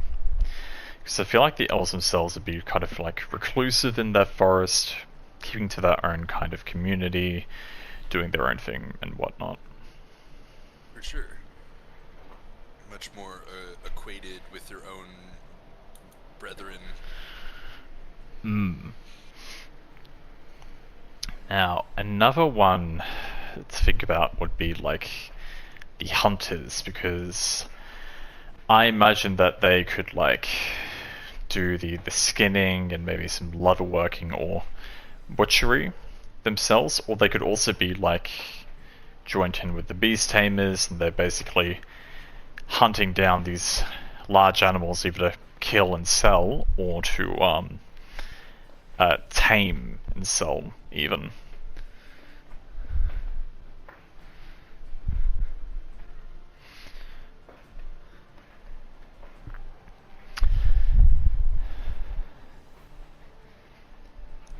I could definitely see that one working.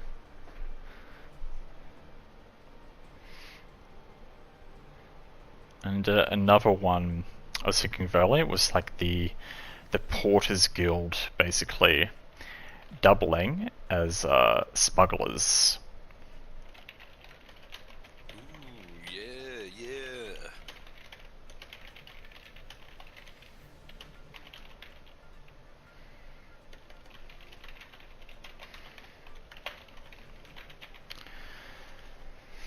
The thing with like porters and smugglers as well, I imagine they would have like a great need of like navigation or like route finding, things like that. Basically going through hidden roads or hidden kind of like sea routes to avoid official patrols or whatever else. Yeah.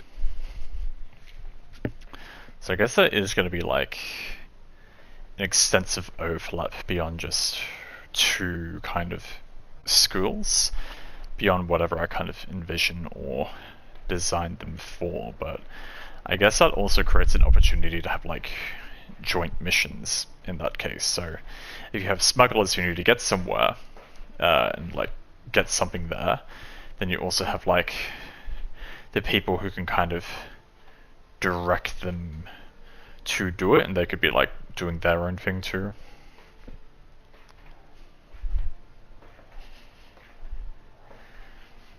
Or I guess I could even like tie in a bit of cartography into that kind of industry as well.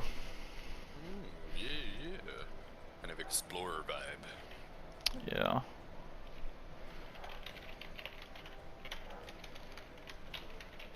Cool. Alright, I think I mentioned the blacksmith idea earlier, so blacksmiths and arms dealers create both the supply and the demand. Will sell arms and weapons to anyone who comes looking, but also looks to control the market to create the ultimate profit from demand, even if it means selling to active war zones.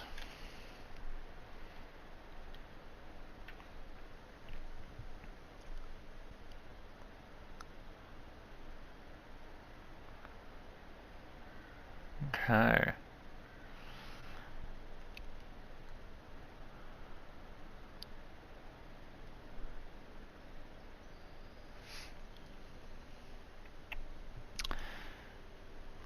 I had this idea before, but I had the inn and taverns guild, so hearth, home, and hospitality guild, which is what I've called it.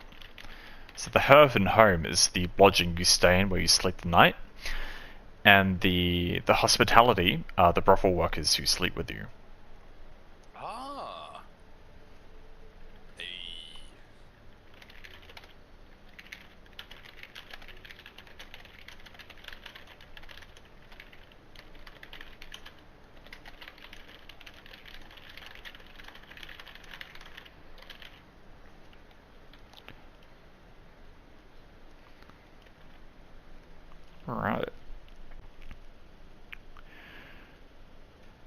see.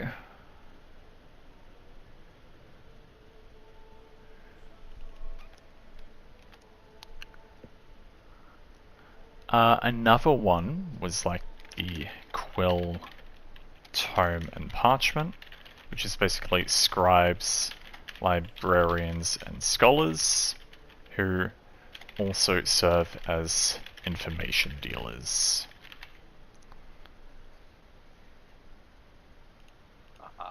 That's a big one. That's a big one. Anybody can go buy information from them if they know like secret code to get their super secret information stuff. Otherwise, For sure. they're just like librarians and normal folk and nerds, like people think they are. Yeah. Another thing that would be hilarious if there was like a dancers guild and the dancers were the assassins, but if all the assassins were dancers, I imagine people would just stop hiring dancers.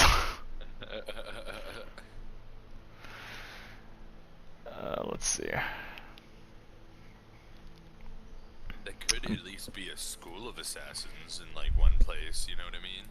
So it's not necessarily that every single dancer is an assassin, but there is a assassin dancer.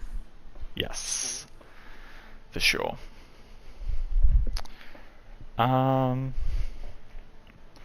Okay. Let's think on this a little more. I wish I still had access to my old list of notes, because I'd done a fair bit of theory crafting for this and had quite a few different fun ideas with that, but okay, no, I just had an idea. So I mentioned earlier, like how the porters could be smugglers. I'm thinking rather than smugglers, they are slavers and slave traders. And then instead, what we'll have are the kind of like cartographers and navigators being the smugglers. Yeah. Then there can be beef and all kinds of cool stuff. Yeah, so that kind of helps produce a separation for the two that kind of like work a bit in tandem with each other, if that makes sense. But Indeed. yeah, no, I like that.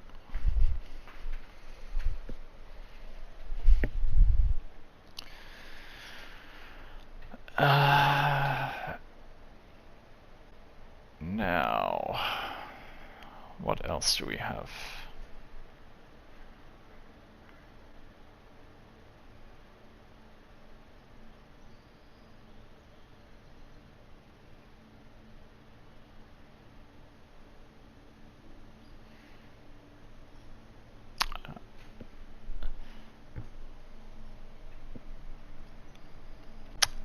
Maybe I can tie in the livestock rearers with monster breeders, so they don't only do livestock, but literally like monster breeding. Cool. Me too.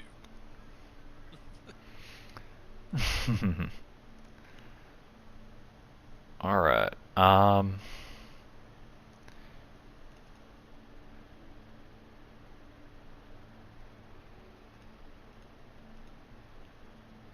I love the idea of architects, because they can do some pretty crazy stuff. Basically design these buildings with like all these hidden passages so people don't realize they're hidden passages, and they can like sell that information for people to like break in and steal shit or something, or to use them themselves. Yeah. That I feel kind of like overlaps with a bit of thievery kind of stuff, but with the thievery aspect, I don't know how to like how broad or how general or specific I want it to be, because like you can figure just like pickpockets on the street, or like break and entry and burglary, or like full on bank heists. But I think if we kind of go down to the heist angle, that could be a lot more fun. Yeah, specifically with them, especially with a lot of the others already kind of intertwining a little bit, like the Loom people giving the assassins the go-to and who to kill. The architects could kind of be in cahoots with the information folk because they have information on where what is and why and what the secrets of this stronghold are or whatever. Kind of putting them in cahoots with the thieves and the armor people, like the arms dealers. Secret meet-out, like, places built for kings so they can have, you know, unsavory guests without people knowing that they're inviting criminals into their chambers so they can discuss bad things, you know? For sure. Alrighty. I think like tinkerers and inventor souls was something that could do some pretty crazy shit. I mentioned earlier like the spice trade specifically could also be like narcotics. Yeah. I really like that because Dune, the big super psychoactive drug that made you see into the future and shit, was called spice. So yeah, and there's also alchemists who I can also kind of see like kind of falling under that category as well in a different sense, but yeah, I imagine they could also do something a lot more crazy, like maybe they can take your daughter and a dog and make a chimera. oh shit, yep. I'm not sure if you got the reference. Nope, yep. Fucking Sean Tucker. Yeah, there we go. Alright, what else can we do? I'm just gonna go ahead and bold the ones that I haven't done double ups with yet. Okay. I love the idea of fortune tellers being scammers. Hell yeah. You will suffer great fortune, but you can avoid it if you give me all your money. The fortune that was going to befall them was them breaking their legs and taking their money anyway. Exactly. Yeah. They ain't liars. Yeah, I imagine they could honestly just like tell people the truth and then just like extort an enormous amount of money out of them.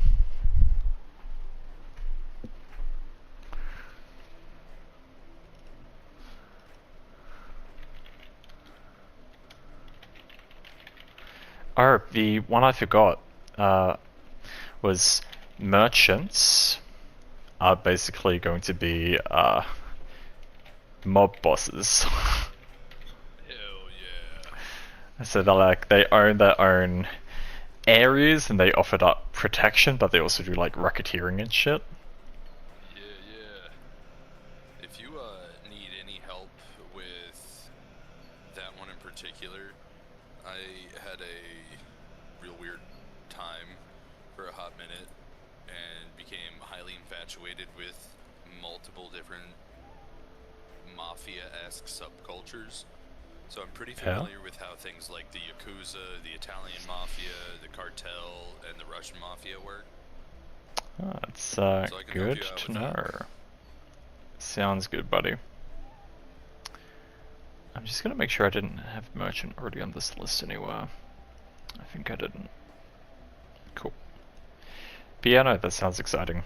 I'll definitely be fleshing these out more at a later stage. It's more so like trying to figure the dual identities or some kind of narrative story purpose that they can all kind of fulfill for now.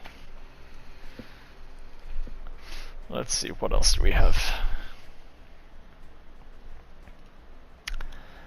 I want the crematorium to be involved with undead somehow.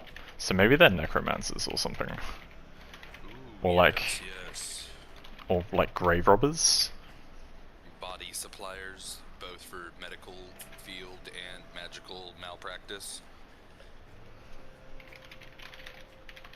For sure. You could have it a part of alchemy that there are a lot of really handy potions and cool stuff that you can come up with ingredients from unsavory means like the human body. For sure, for sure.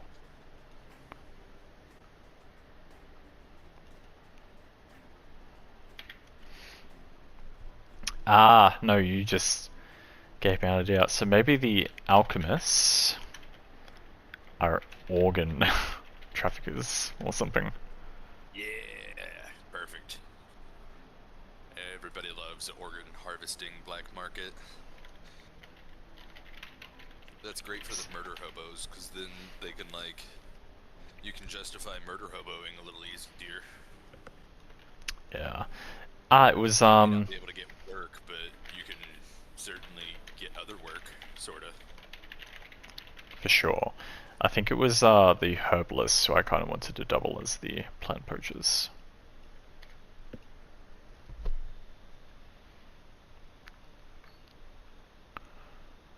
Alrighty. So I'm gonna go ahead and get rid of some of the ones that we've kind of finalized.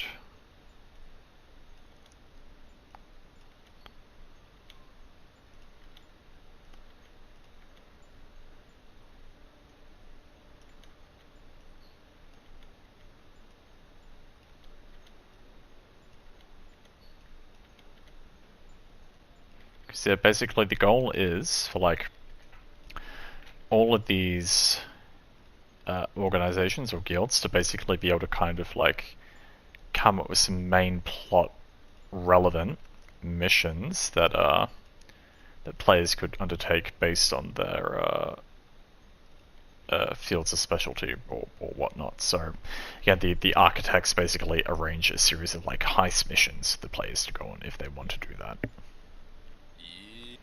Yeah.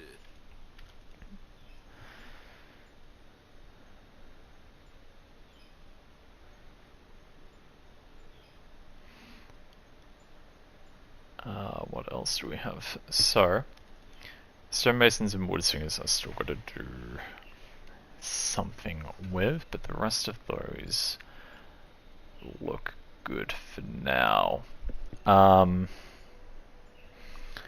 I do plan on having like casinos in places.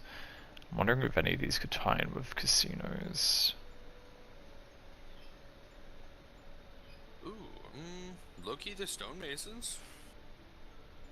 Yeah? Sorta, not really. How do you reckon? I was kind of thinking on the mineral side of things, but we already kind of discussed that minerals are separate, sort of, kind of. Yeah. I mean, I'm open to like tweaking a few things around. Like, I might not even end up keeping all of these industries specifically, if that makes sense. But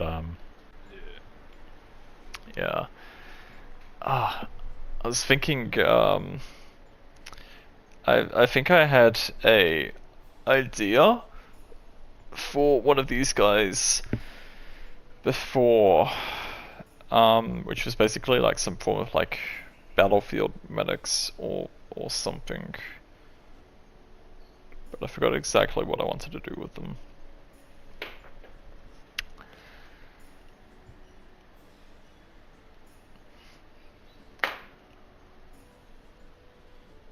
Let's see.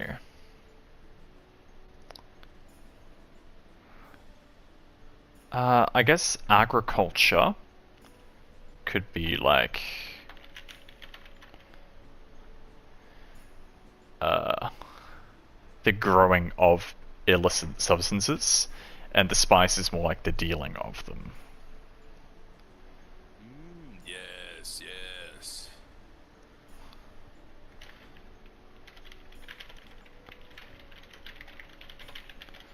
And the Brewers Guild is also like selling alcohol into places where it isn't permitted, like with the religious nations. I'm trying to think of the 20s. What was the prohibition? Yeah. Yeah. Was there like bootleggers? Oh yeah. Bootleggers. Yes, yes. Yeah, that's what I was see thinking. what you were thinking now. Yeah. Okay. So we've got 28 left. I guess like one of the big ones here that I kind of need to do something with is probably going to be hunters specifically. And it doesn't necessarily have to be a bad thing. I think before, so we had like monster breeders. We can also have like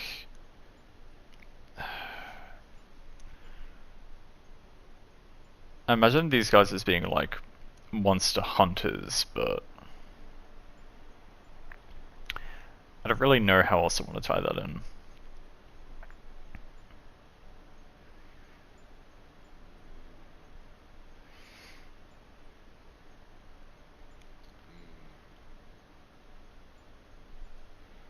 Anything I'm thinking of is kind of more just what they would do regardless, like training people how to ride things and stuff like that.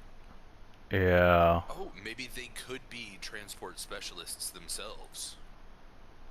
In terms of Like riding big ass monsters around to carry lots of shit, or I mean, that kind of falls a bit in line with like the monster breeding side, as well as like the porter side of like taming these monsters and selling them basically. Well, I guess I mean the monster breeders have to get their stuff from somewhere, so maybe it's like just hunters and poachers, and they do like poaching of animals and monsters, which otherwise wouldn't be allowed. yeah.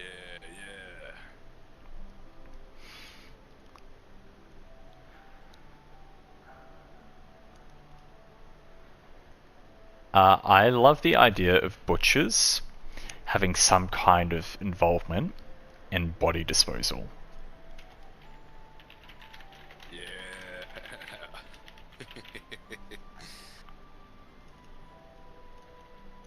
I can get behind that one. Yeah. Okay. Well, still got so many, and I'm running out of ideas. Did I do agriculture? I did.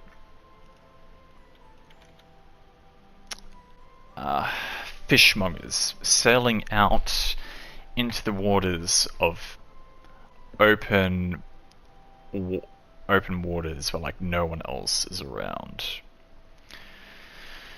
What would happen out there? I can imagine some kind of like illegal trading operation or something. Well, open waters is where a lot of like murders can happen because of international law, and like you said, like deals and stuff. Hmm.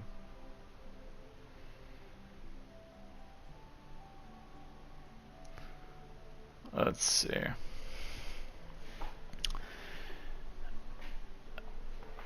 What would a leather worker do? Basically, like furs, leathers, hides, like skinning of beasts, similar to a butcher in that sense. But not with the meat.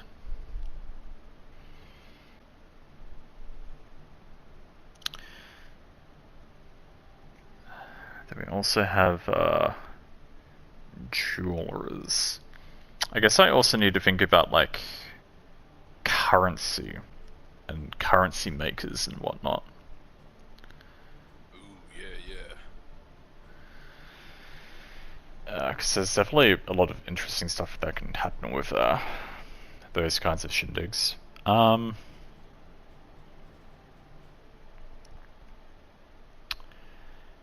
Tinkerers and inventors would definitely make some kind of like nutty ass scary stuff as well.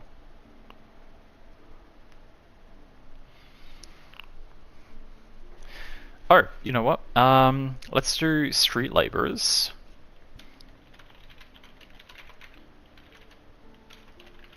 And thieves. So while they're out and about on the streets doing their job, keeping their eyes open,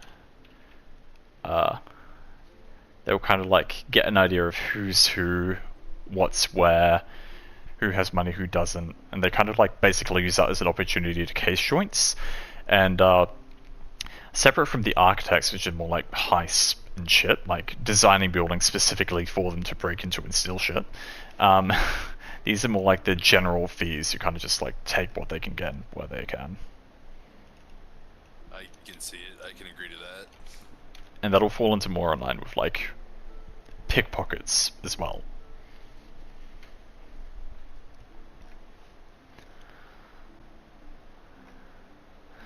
I think we ended up doing a bit of the beast taming one. Okay. 22 left. Make progress. Shipwrights and wheelwrights, basically the creation of transportation vehicles. That does give me like a bit of smuggling vibes and whatnot, but yeah, I mean, I don't know what I could do separate or further with those, or like how I could do something with ships and making it separate from fishing and whatever ship fishing gets kind of paired up with as well.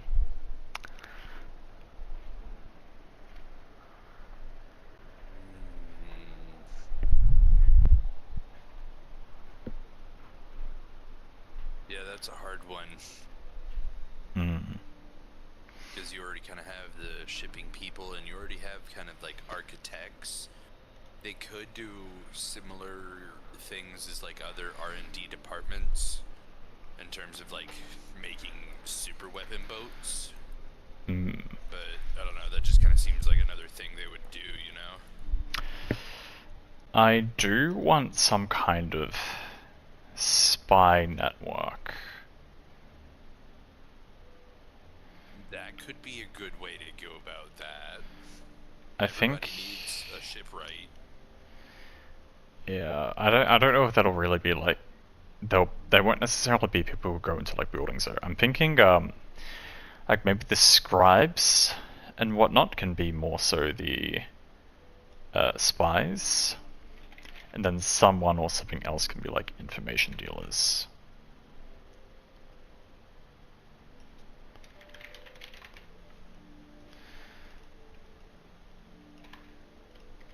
So the thing is, I got like these free sections here, the shipwrights, the wheelwrights, and the airships, who are all like the creation of vehicles. So maybe I can have like, instead of separating them into 3 branches, I can kind of combine them into one, and then they can all kind of do like one big thing.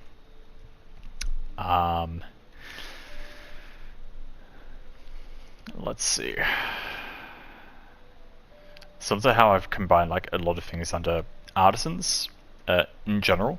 So theoretically, like jewelers or like fletchers or like anyone who has a craft that they've mastered that they kind of produce something for could potentially overlap a bit with that, like glass makers, for example, or glass blowers rather.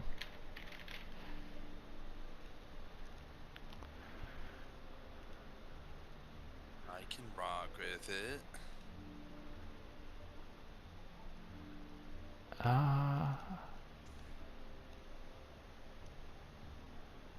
Curators, I imagine. Could be some kind of counterfeiters. Or if it be art, currency, forgeries, etc. Oh yeah. Or even the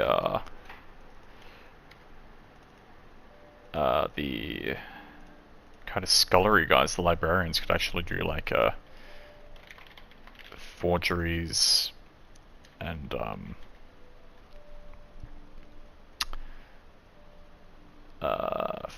the selling or making of like forgeries and blackmail and things like that.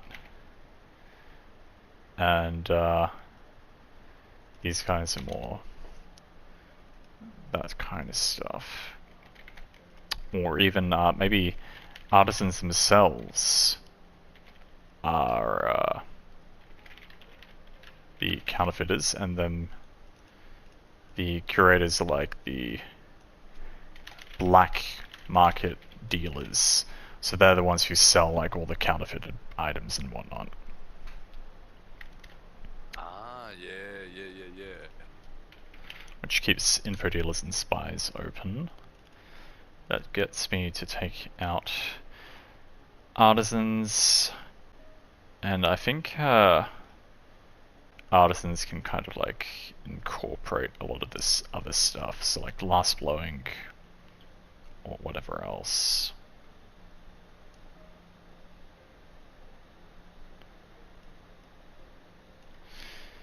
I think jewelry could be a bit more specialized though, so I might keep that separate.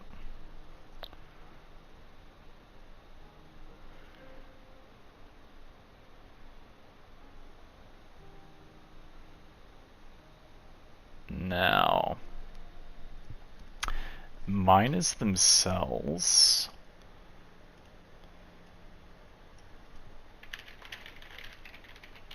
I do kind of want to have them be like the gatherers for anything from the earth, like stone, ore, and jewels. But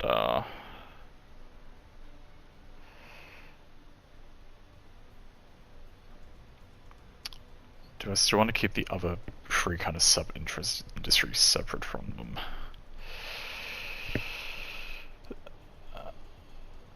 I imagine they would be.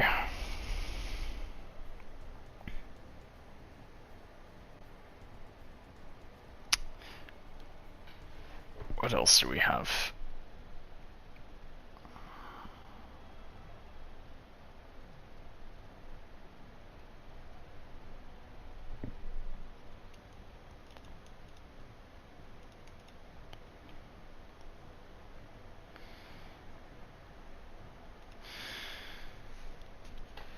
Well, I imagine maybe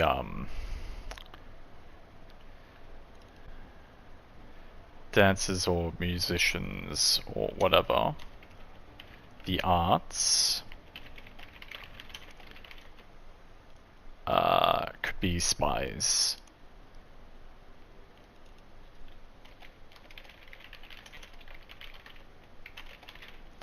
Because they're the ones who kind of like get summoned to the courts as entertainment and can kind of like pass on information there, if that makes sense. Give me 1 sec, I just need to reset some audio settings. I think my setup is crashing a little bit here.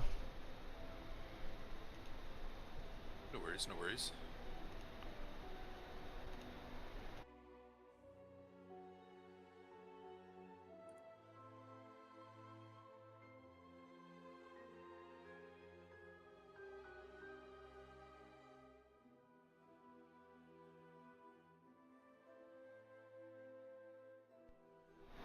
Okay. Cool. And I think I mentioned earlier, like, fortune tellers, how they might be some kind of like extortionists or something. I'm also thinking they could be some kind of like information dealer. And that can kind of like tie in with astronomy a bit as well, maybe.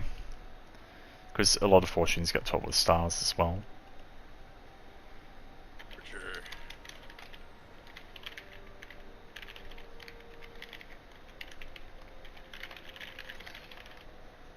Cool. So they gather people's secrets by telling their fortunes and sell them. Yeah. Alright, not many left.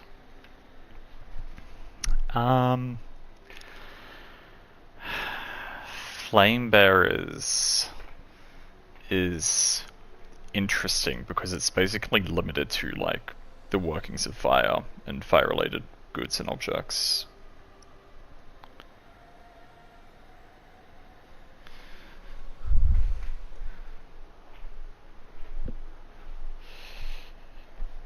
Any ideas there on that one?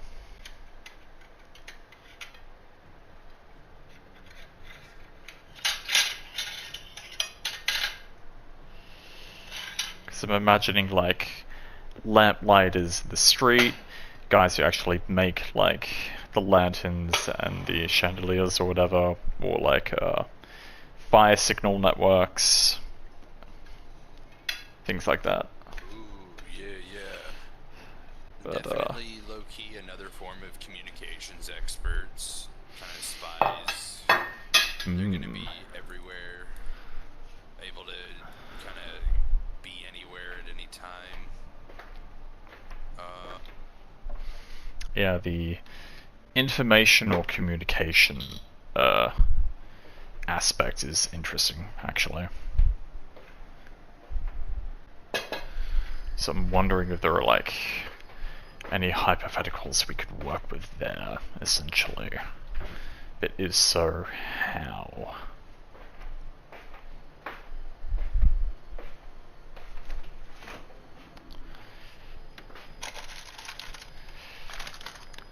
Because we want to have them separate from, like, just being another set of spies. Yeah. Yeah, because I wouldn't really have the capacity to spy. It's more the transmission of information, but even then they probably can't really do it on as large or of an effective scale as like an actual information dealer, if that makes sense. For sure. I'm kind of Could thinking just be the speed of information, because that was what, like, the signal bearers. Yeah. were for. I mean, I think Get that's that shit really fast. that's more for like wartime signals, for like ones that have already kind of Sure. been determined. So I think I need to think a bit out of the bounds for that. They could be the evidence removers. Yes. Basically. I just had a horrible idea. Oh lord. Terrorists. Yeah, that was low-key what I was thinking. Yeah. Kinda I give mean, the IRA of fucking everyone. flame bearers, arsonists. Bomb makers. Or actually, you know what? The flame bearers can be arsonists. The inventors slash tinkerers. Maybe they're the terrorists. Yeah, exactly. That's scary. So basically, the difference being, if you pay the flame bearers to do a job, you're basically trying to get rid of evidence on a non-human body scale, basically, like burning down a building or something. Yeah. and then the Tinkerers is more so like a kind of wartime thing. They go into like a foreign city, plant a bomb, and do whatever with it. Yeah. Oh, I love it. Okay. Now, how about like construction in general, like the building of buildings outside of like the design of them? Ooh, yeah, laborers, basically. Yeah. That is a more fitting name.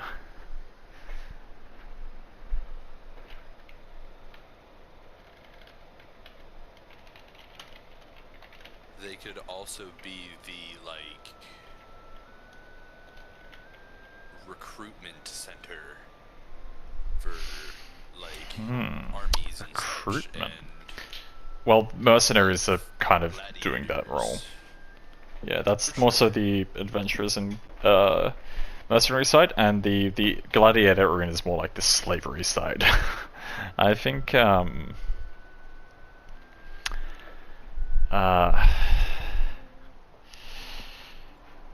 I imagine a lot of these guys could actually potentially be slaves themselves, but the kind of duality is more like an evil thing. It's not evil to be a slave, it's more so evil to like enslave and like traffic slaves. What else do we have?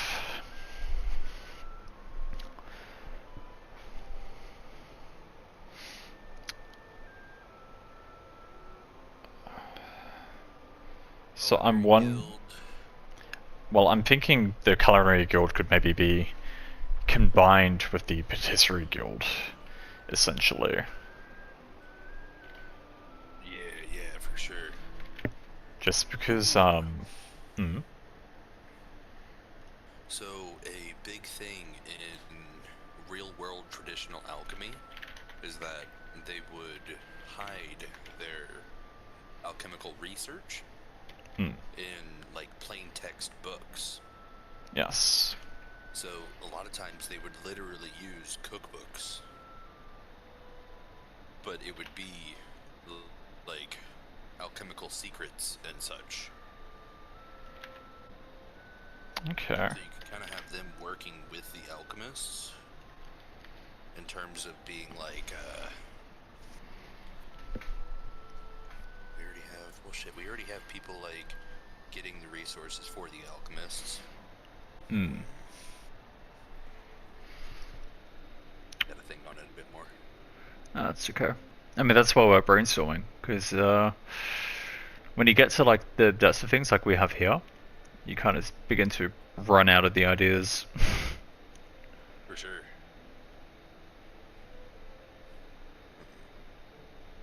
We've already got poisoners, we've already got... I technically don't have alchemists. poisoners. We don't have poisoners? No. So, That'd probably be a great spot for them specifically. yeah. Because I think it's more like the creation of Yeah. poisons. So what did we end up doing with alchemists? Organ harvesters. We can change that. So maybe alchemists can be like poisons specifically, because that feels more on point for them. Then that gives us something else to do for like human body parts. So That could low-key be the construction people's thing, because a lot of people die during construction jobs. I'm more so thinking the fishmongers. Because they're already working with a bunch of organs and shit. Yeah, they take some people out on the boats with them, knock them out while they're there, harvest them out while they're out in the sea, come back with them just in like buckets of ice. No, it's perfect.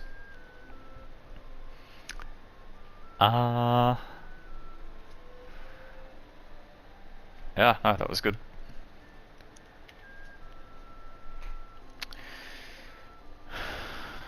What other... This is going to sound horrible. What other kinds of crimes can you think of? Specifically in which case? Just like in general? Yeah.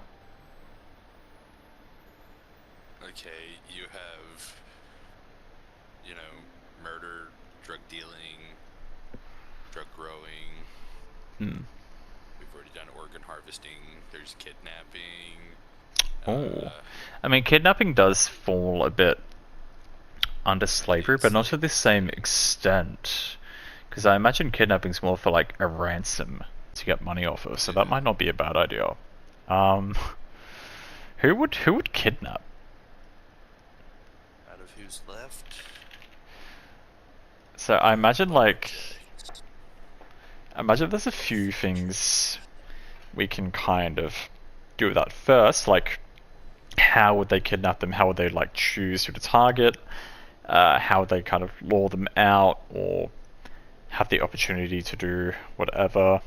Maybe the jewelers are good with kidnapping, because like being jewelry, they kind of already, especially in a magical world, are probably expected to know at least a little bit about magical gems, so that's not necessarily extra on their part, but maybe they could use a lot of their wealth and stuff that they would technically have. Well, if they have wealth, why do they need more wealth? I'm imagining more so like a poorer class in this case, if that makes sense.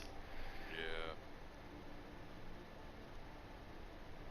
Maybe general laborers. I mean, I feel like they would have the best opportunity to theoretically do it. It's more so like the is and hows of like why. Yeah.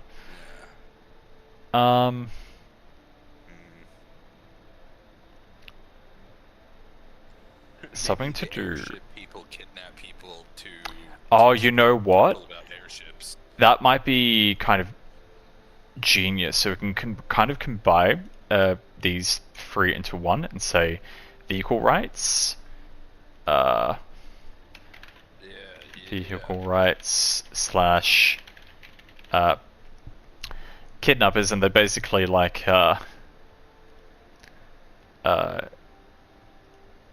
kidnap or abduct people, whack them onto the things they make, and then they sell them to like the traffickers or the slavers or whatever with the cargo loaded on for them. Indeed, indeed. Okay. No, that works out well, and it lets me get rid of those three all at once, which is nice.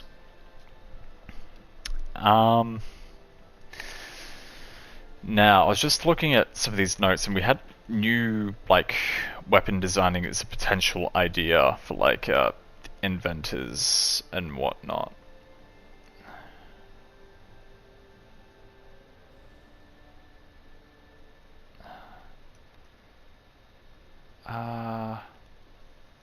Because I kind of like the idea of coming up with, like, new creative, like, weapons and stuff, but yeah, I mean, I don't know how I would put that into play in like terms of gameplay aspects, because I feel like anything that would involve that would be more so like, I don't know, on a grander scale, maybe, if that makes sense. Well, I think that would actually be a great justification for silly shit like what Rara and I like to do, and homebrew your own weapon up. You could use them as a... But I feel like that class is kind of going to do that anyway. So like they'll do it for themselves, and I guess that does give reason to do it for other people, but I think that the question more so is, why would you specifically need to come up with a new weapon type to do something with?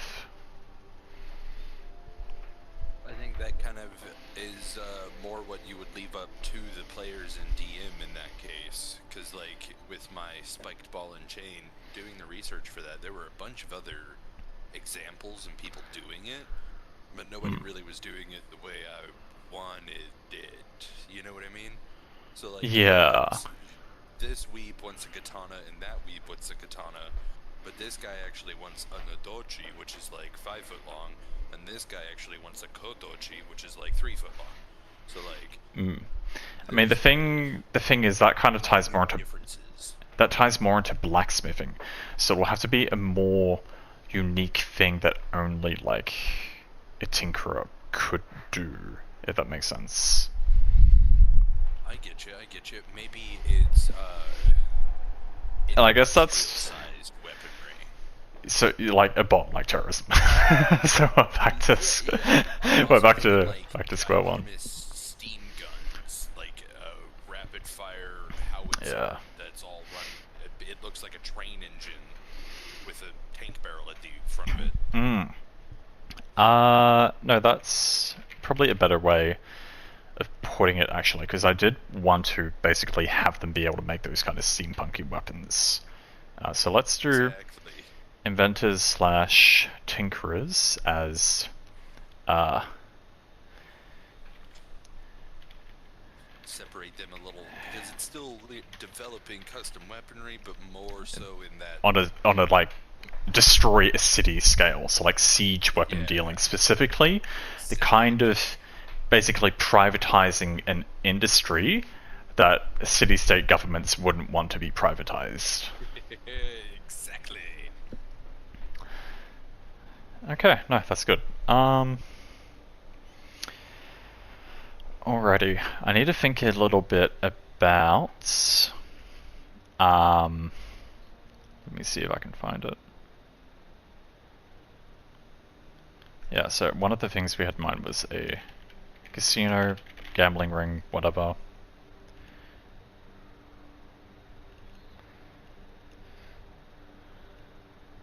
So we've got like forgeries and blackmail.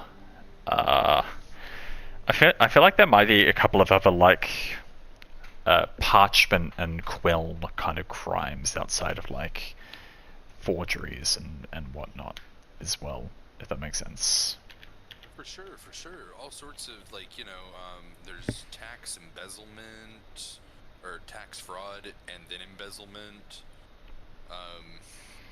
libel and stuff like that, political malfeasance on a level of just like think Donald Trump, you know what I mean? Just Propaganda. poisoning information with misinformation. Okay. Now okay. nobody believes anything anybody says because, It's all just crazy. Exactly. Okay.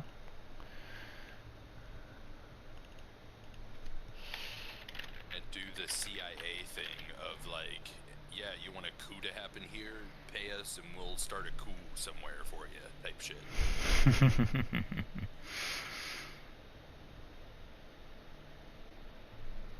CIA, if you're watching, that was a joke. Now, I think I ended up lumping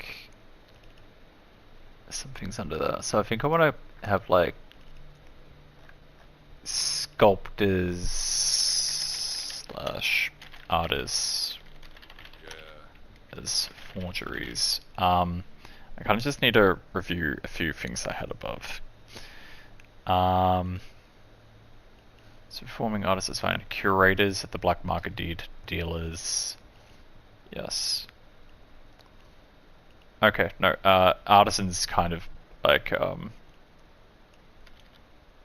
was what I had in mind there.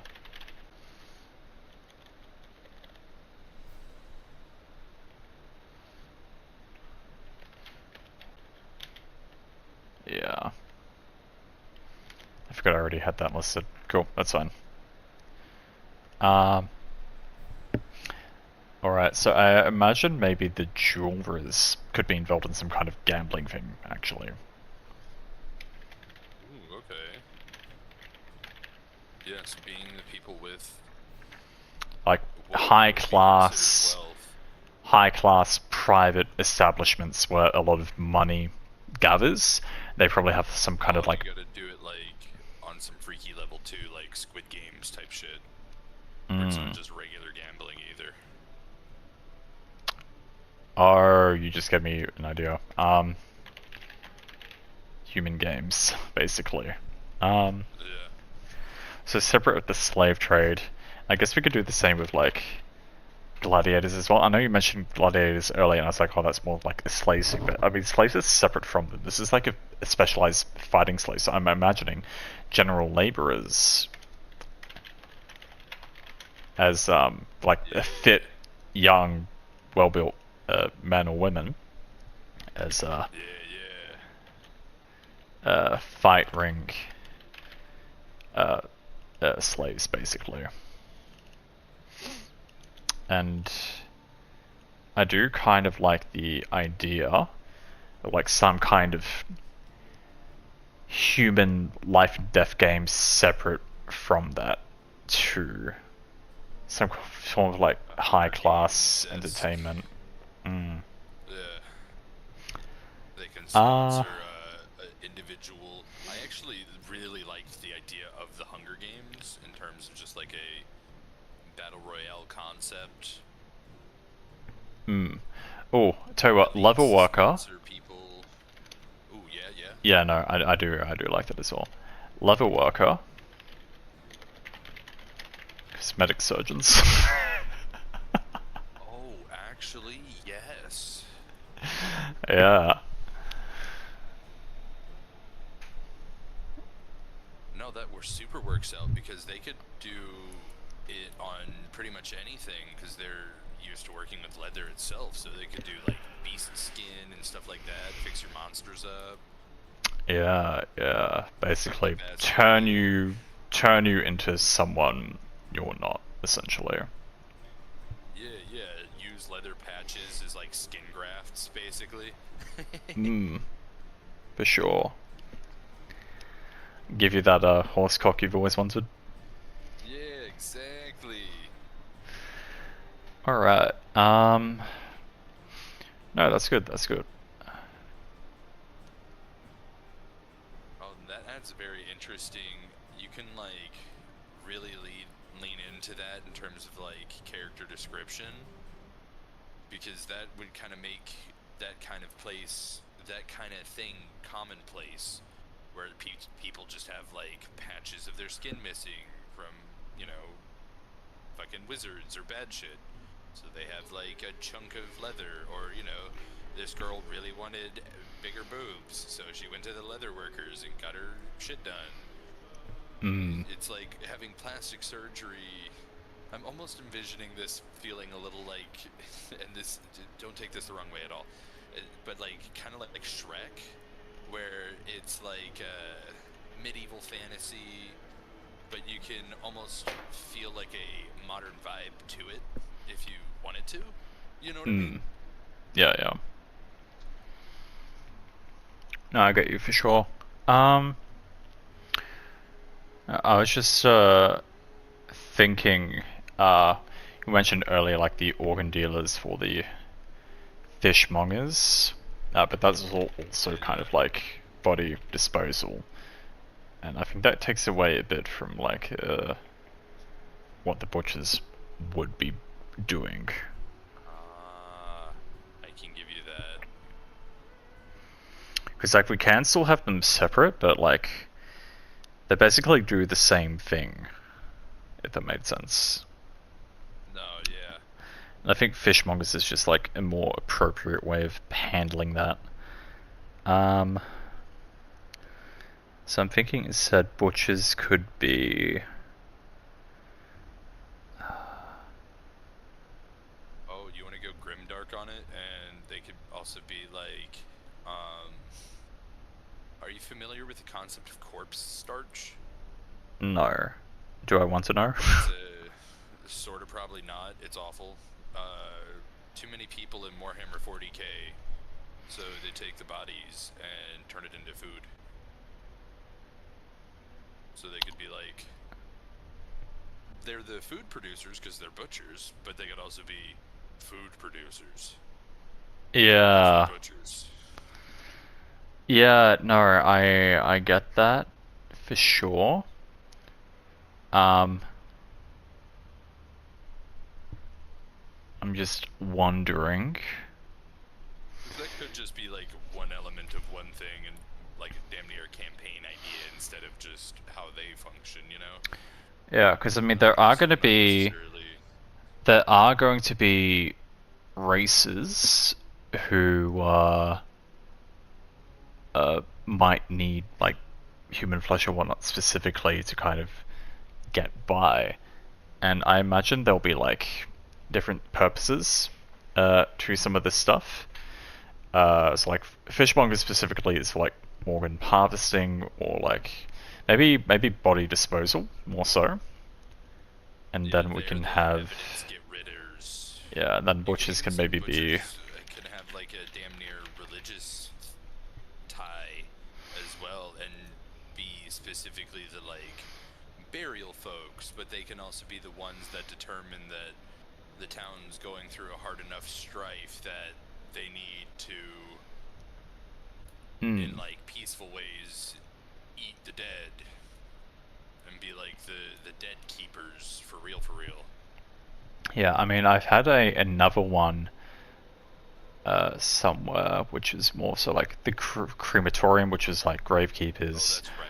so Yeah, necromancers. yeah. But I was kind of I thinking, remember we had necros somewhere. I was thinking more like grave robbers for them. But maybe maybe what we can do instead is say archaeologists, and they can be like grave/tomb robbers. Yeah. And then the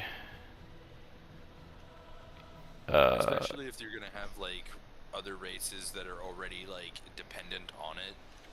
You could just have it as like in some villages, it's already just kind of like the standard that if a human dies, they are giving their body up to the village's other species that need to partake in human flesh, and they have like human jerky that's like not really all that good or anything, and they're trying to be as respectful as possible to the person, but at the same time, let yeah. the other species coexist, because you know you don't want to strictly in some places for sure you want to have it where they're the weirdos and it's like what the fuck are you doing needing to eat people, but like I don't think all places should be like that. Yeah. So I'm thinking we let the gravekeepers be the ones who like allow undead or monstrous races to like feast on human flesh after like families have like said their goodbyes and they're getting ready to be buried or whatnot. Yeah. And the archaeologists can be sort of more like a tomb/grave robbing. And then fishmongers for like actual body disposal for when you want to get rid of evidence. And then the butchers is specifically for like harvesting organs and whatnot to sell on the market. Perfect. Good different breakdown of similar yet different things. Yeah. So I'm gonna go down to where I said performing arts, and I'm thinking of having that as be entertainers specifically,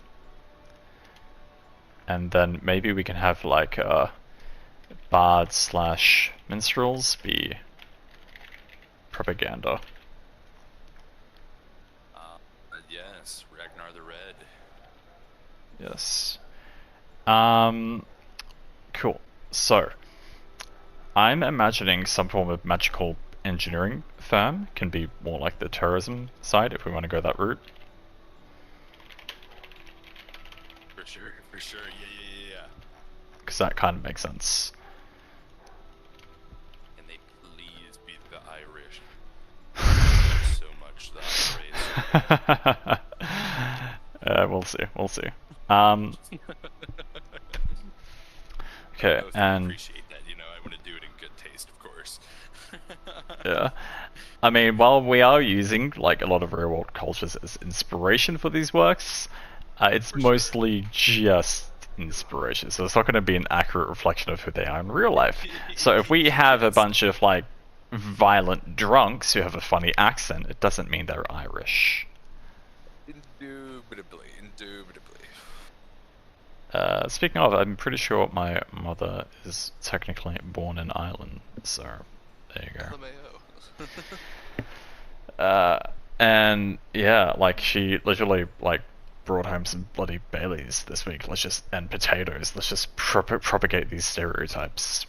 Any case, 5, 6, 7 left technically, including like the stonemasons and the wood singers, carpenters, whatever. So I imagine like wood singers themselves could technically do like a lot of the fletching and projectile work and whatnot, because projectiles themselves is like the wooden ones and there's like metal ones and stone ones, and they kind of get split between like the stonemasons and the blacksmiths, the inventors, and the woodworkers. So we can probably get rid of this category. I know you felt like fletchers were underrepresented, but I don't know if I can... actually, you know what? I just had an idea as I was saying that. So, projectile... let's do... Yeah, so we'll kind of tie that in with, like, the carpenters, and we'll say maybe, like, carpenters / munitions dealers. So separate from, like, arms and armor and, like, siege weapons. Yes. The actual, like, gun dealers. Yeah. And, Or good bowmen, like good crossbows and bows made and stuff like that. And... Especially with how you want to do, like, armor and stuff, you could even have it so where they have, like, some bows that make all arrows that come out of them do XYZ, like poison or shit. Yeah. And I'm thinking we could basically, since this is more so like wood singers, like the growing and shaping of wood, just because of like the notable elf presence throughout the world, we can probably get rid of a lumberjack guild and kind of combine that into there. And... Because again, it leads into like sustainability. They could have a patch of wood that, like a patch of trees that they sing to life that they chop down to sell to the, like, to do the lumberjack shit with, you know? But they don't fuck with like any other of their trees that they like. It's just like a basic ass tree. They could even like associate that tree with men, like the human race, and fucking be like, that's their silly ass tree. We'll grow it real quick and cut it down for them.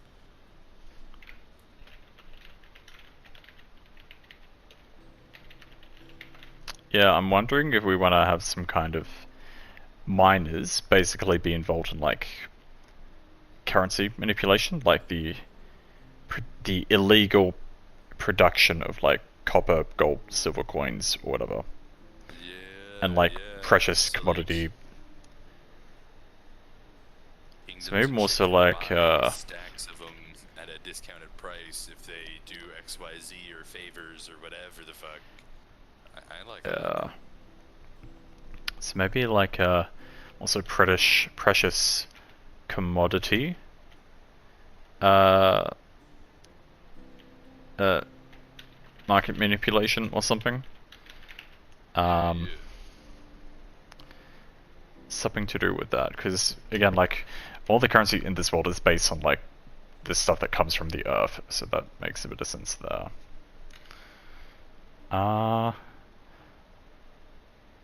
Okay, so technically like 3 left here. So we've got the stonemasons, kind of the culinary chefs, and then some form of thing for like runesmiths / enchanters, although that's kind of going to be more of a power system, so I might not even need to worry about having them as thingos, if that makes sense. No, I get that. Well, I mean, I'm not basically coming up with a guild for like knights or wizards, essentially. Yeah. So that's kind of what I meant by like enchanters or whatnot. No, that makes sense. I I can see that. I'm still stuck on wanting to make the stone folk some form of like secret bearer. Or, No, like, I'm- meeting place maker. I am down to go along with something of that kind of vibe. The question is just like, how would we do it? Because originally, like the fort concept I had for that forever ago was some kind of like smuggler kind of secret passage maker or whatever. But we've kind of, Not a bad idea, just tunnel underneath. But Yeah. yeah. I've already kind of There's got already something the for smuggling. architects. Yeah, that too. It's just the issue with overlap at this point when you have this many. Yeah. I think what I can do is take a look down at some of this stuff. So I think most of these are fine, but there were one or two which might kind of fall into classes. So I think that was let me see.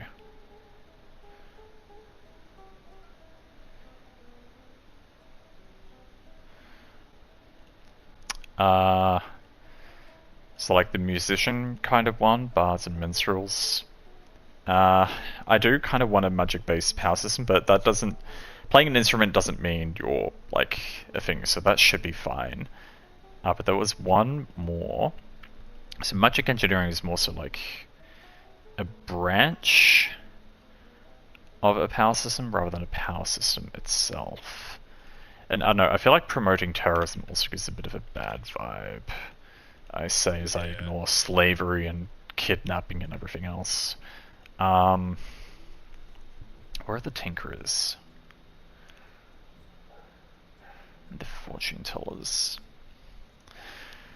Yeah, so fortune telling itself is like, or prophecy is something I do kind of like the idea of being an actual power system. Yeah, kind of divination wizardy. Yeah.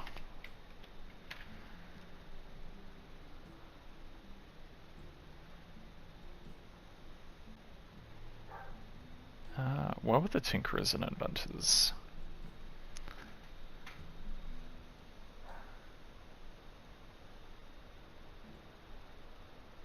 They're here somewhere. Here we go. Yeah, there were siege weapon deals. That's fine for them. Cool, but these, yeah, these other two I was a bit unsure of. Cool. So let's think about this a little, because if I have like magic engineering or fortune tellers and astronomers basically being their own thing, it means I can use these other parts for one of these other things instead. So like information dealing, and if need be some form of like act of large scale harm.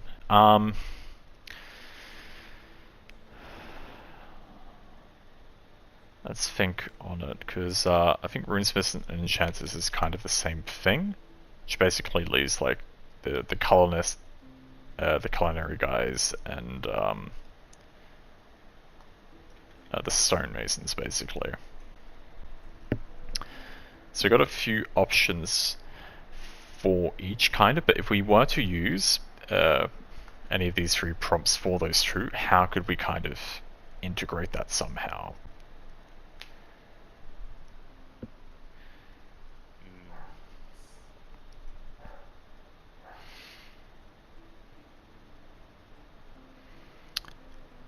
I imagine like the stonemasons themselves being so familiar with stone, they could basically like know how to destroy important infrastructure, because a lot of the sturdier, more durable buildings are going to be made of stone. Oh yeah.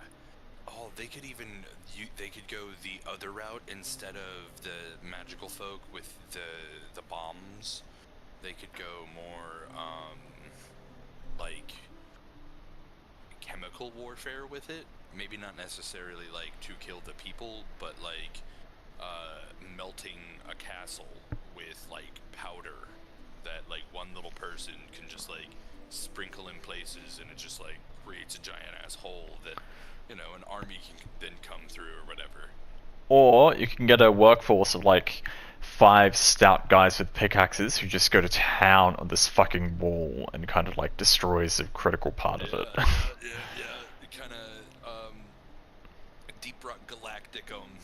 Just have a couple, just send in a team of dwarves to tunnel underneath the battlefield real quick, and then boom, they've completed their job. Yeah. Battlefield infiltration experts. Yeah, no. Things that I really want, like, information dealing in particular to really be, like, a key field of something, but, I think the cookbooks, I think you could, going back to that cookbook idea, you could have, the chefs, because they're in close proximity to the royalty all the time and everything. I mean, see, I do like the idea, but I want it to be more involved with the production of food itself, rather than the books, like recipe books, if that makes sense. For sure. At that point, I would still say you could kind of even have them be the, so in like Bohemian days, where it was like, where Germany and stuff weren't really a thing, but there was like Hungary and Ottoman Empire and all of that, there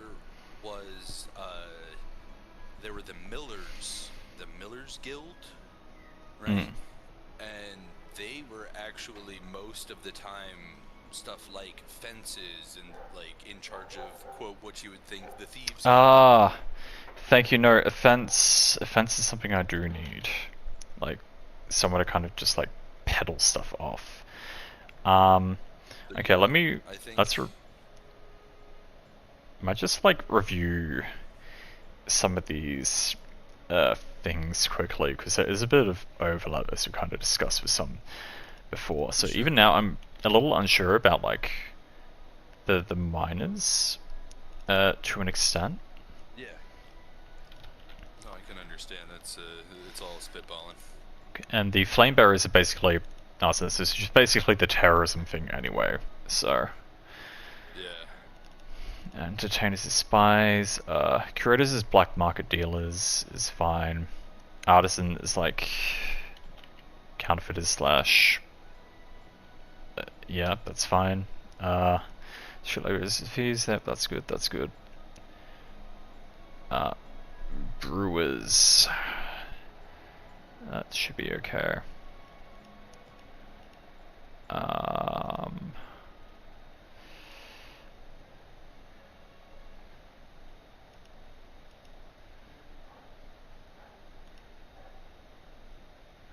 Yeah, I mean, I guess I can go back into the information dealer thing for these guys and just say they do them in tandem with forgeries.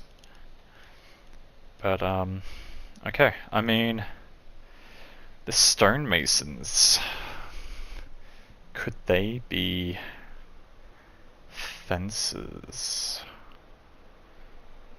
Would they even want to be fencers? Yes. I could see that, especially if we're low-key gonna also give them that battlefield infiltration thing. I could see that being the dual concept of you go to the dwarves to fence off your stolen gear, and then you can also say, hey, we're trying to break into XYZ, can you dig a tunnel under there for us? And hire them for that. Underground subterfuge. Yeah, no, I think that'll be like a good thing for the miners themselves in particular. So, let's just say infiltrators. Have them all be children. The orphans. Dwarves be like 5 years old.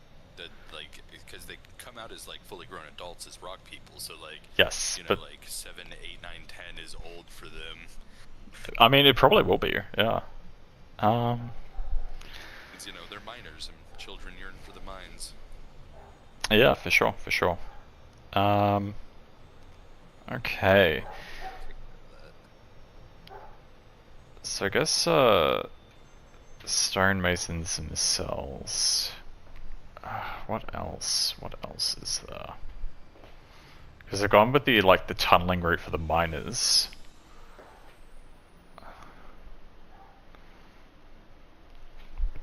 And I imagine the jewelers more so might have some kind of commodity manipulation thing going on. Yeah. Actually, let's do that. So Craft the forgeries. maybe.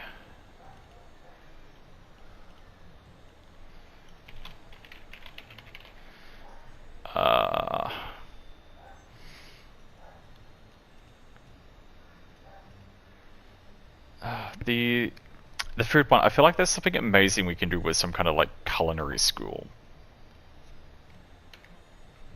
Ooh, we could also do it like senzu bean style, Sanji from fucking One Piece, where it's not just food, but Yes, so super nutritious, super healthy, instantly get you back on your feet meals. black market doctors. Yeah. So, they cook, but they also cook. Yes. Actually, you know what? I'm thinking that might tie in a bit better with the butchers or something. Yes, no, that's what I was thinking. No, okay, I've got this. So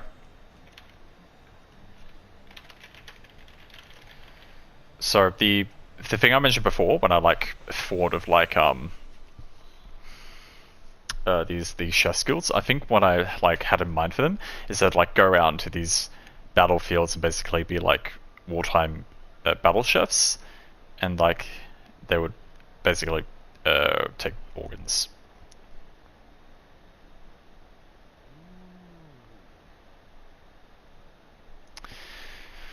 I think I might have been mixing that up with something else. I'm not fully sure. Maybe just a battlefield doctor in general, but it's along the right mind. And butchers being black market doctors, I can kind of see as well. It's basically just amputating something or cutting you open and bringing something out. So not medical doctors, but surgeons. Yeah. Similar to the leather workers, but less so on the cosmetic side. Yeah, leather workers can be more on the prosthetic side, where they can be much more of the removal of parasite or fucked up ass limb. Yeah. And then you need to go visit the leather workers so you can get yourself a new face or whatever the fuck. Okay, now stonemasons is only the real one left, but I still don't really like the idea of any kind of these free here for them. So I'm thinking instead I can kind of comb over the others and see if any of them might fit stonemasons a bit more. So we have munitions, assassins, sellswords, slavers. I still don't mind the idea of stonemasons, but I think I'm thinking more of mining instead of actual stonework. Yeah. The brothel. Just big old stone dwarf daddies. Yeah. Hell yeah. Actually, that's not a terrible idea, because you can put in a request and they can craft a dwarf person to any request. Well, what I'm thinking now is what kind of stone goods would have actually been utilized back in the day. What kind of rocks themselves? No, what kind of products would be manufactured out of stone apart from buildings?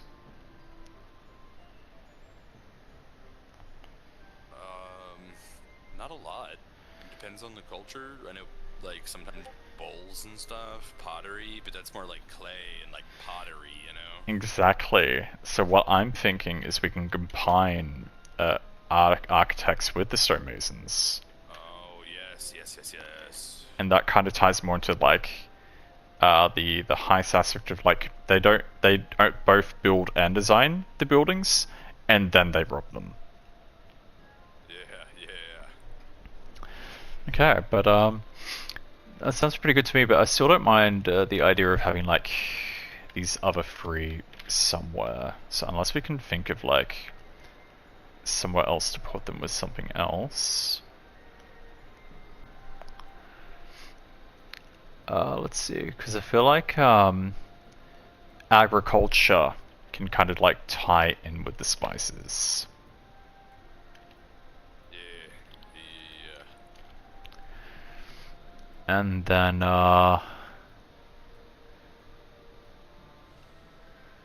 let's see, what else do we have? The crematorium / gravekeepers who like give away human meat. Maybe they're involved in some kind of like human games as well. Yes. How they get some of the bodies. Yeah. Or yeah, something like that. Archaeologists, tomb / grave robbers. In other words, dungeon delvers. Yeah.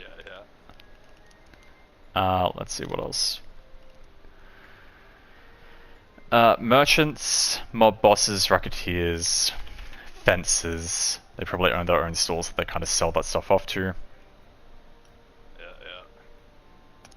And then finally we just have like some kind of casino / gambling ring, and honestly I can see that like tying in with these jewels again as well.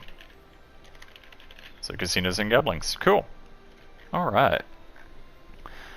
Well, thank you for helping me brainstorm that, buddy. I'm pretty happy with those concepts that we've kind of mixed and matched a bit of everything for all of that. Hell yeah, no. My pleasure. You know, that was fun. Yeah, no, I'm glad you enjoy this nerdy shit as much as I do. But with that said, I've been going for about. Just play games and blab regardless. So. Yeah, no, it works out well, doesn't it? Well. Indeed. I have been going for about 3 hours now, so I'm a bit of a break for lunch. But Yeah, no, you good, dude.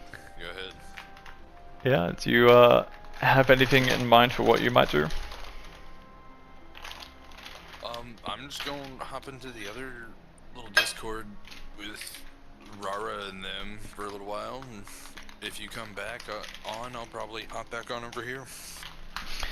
Okay, cool. Not sure if I'll do any more streaming today or not. I've got to do some stuff with Diddles after I eat. And I might have some other things to do from there. So yeah, no, I think I might wrap it up here for today. I've got some other stuff on tomorrow as well, so my stream in this time slot tomorrow's been cancelled, which I've indicated on my little schedule. But maybe in the afternoon if I feel up for it. If not, I'll be kind of back here the day after. Word. Well, I'll see you regardless, boss. You have a good one. Yeah, no, thank you. Yeah, you as well. I appreciate your time, company, and brainstorming. Of course. Later. Bye. Alrighty. Well, with that said, if there's anyone else still around or listening or watching, thank you for your time and company today. Appreciate you coming along. Thank you, Cherry. Appreciate you, girl. Glad you stuck around and listened, and I hope you had a fun time listening as well.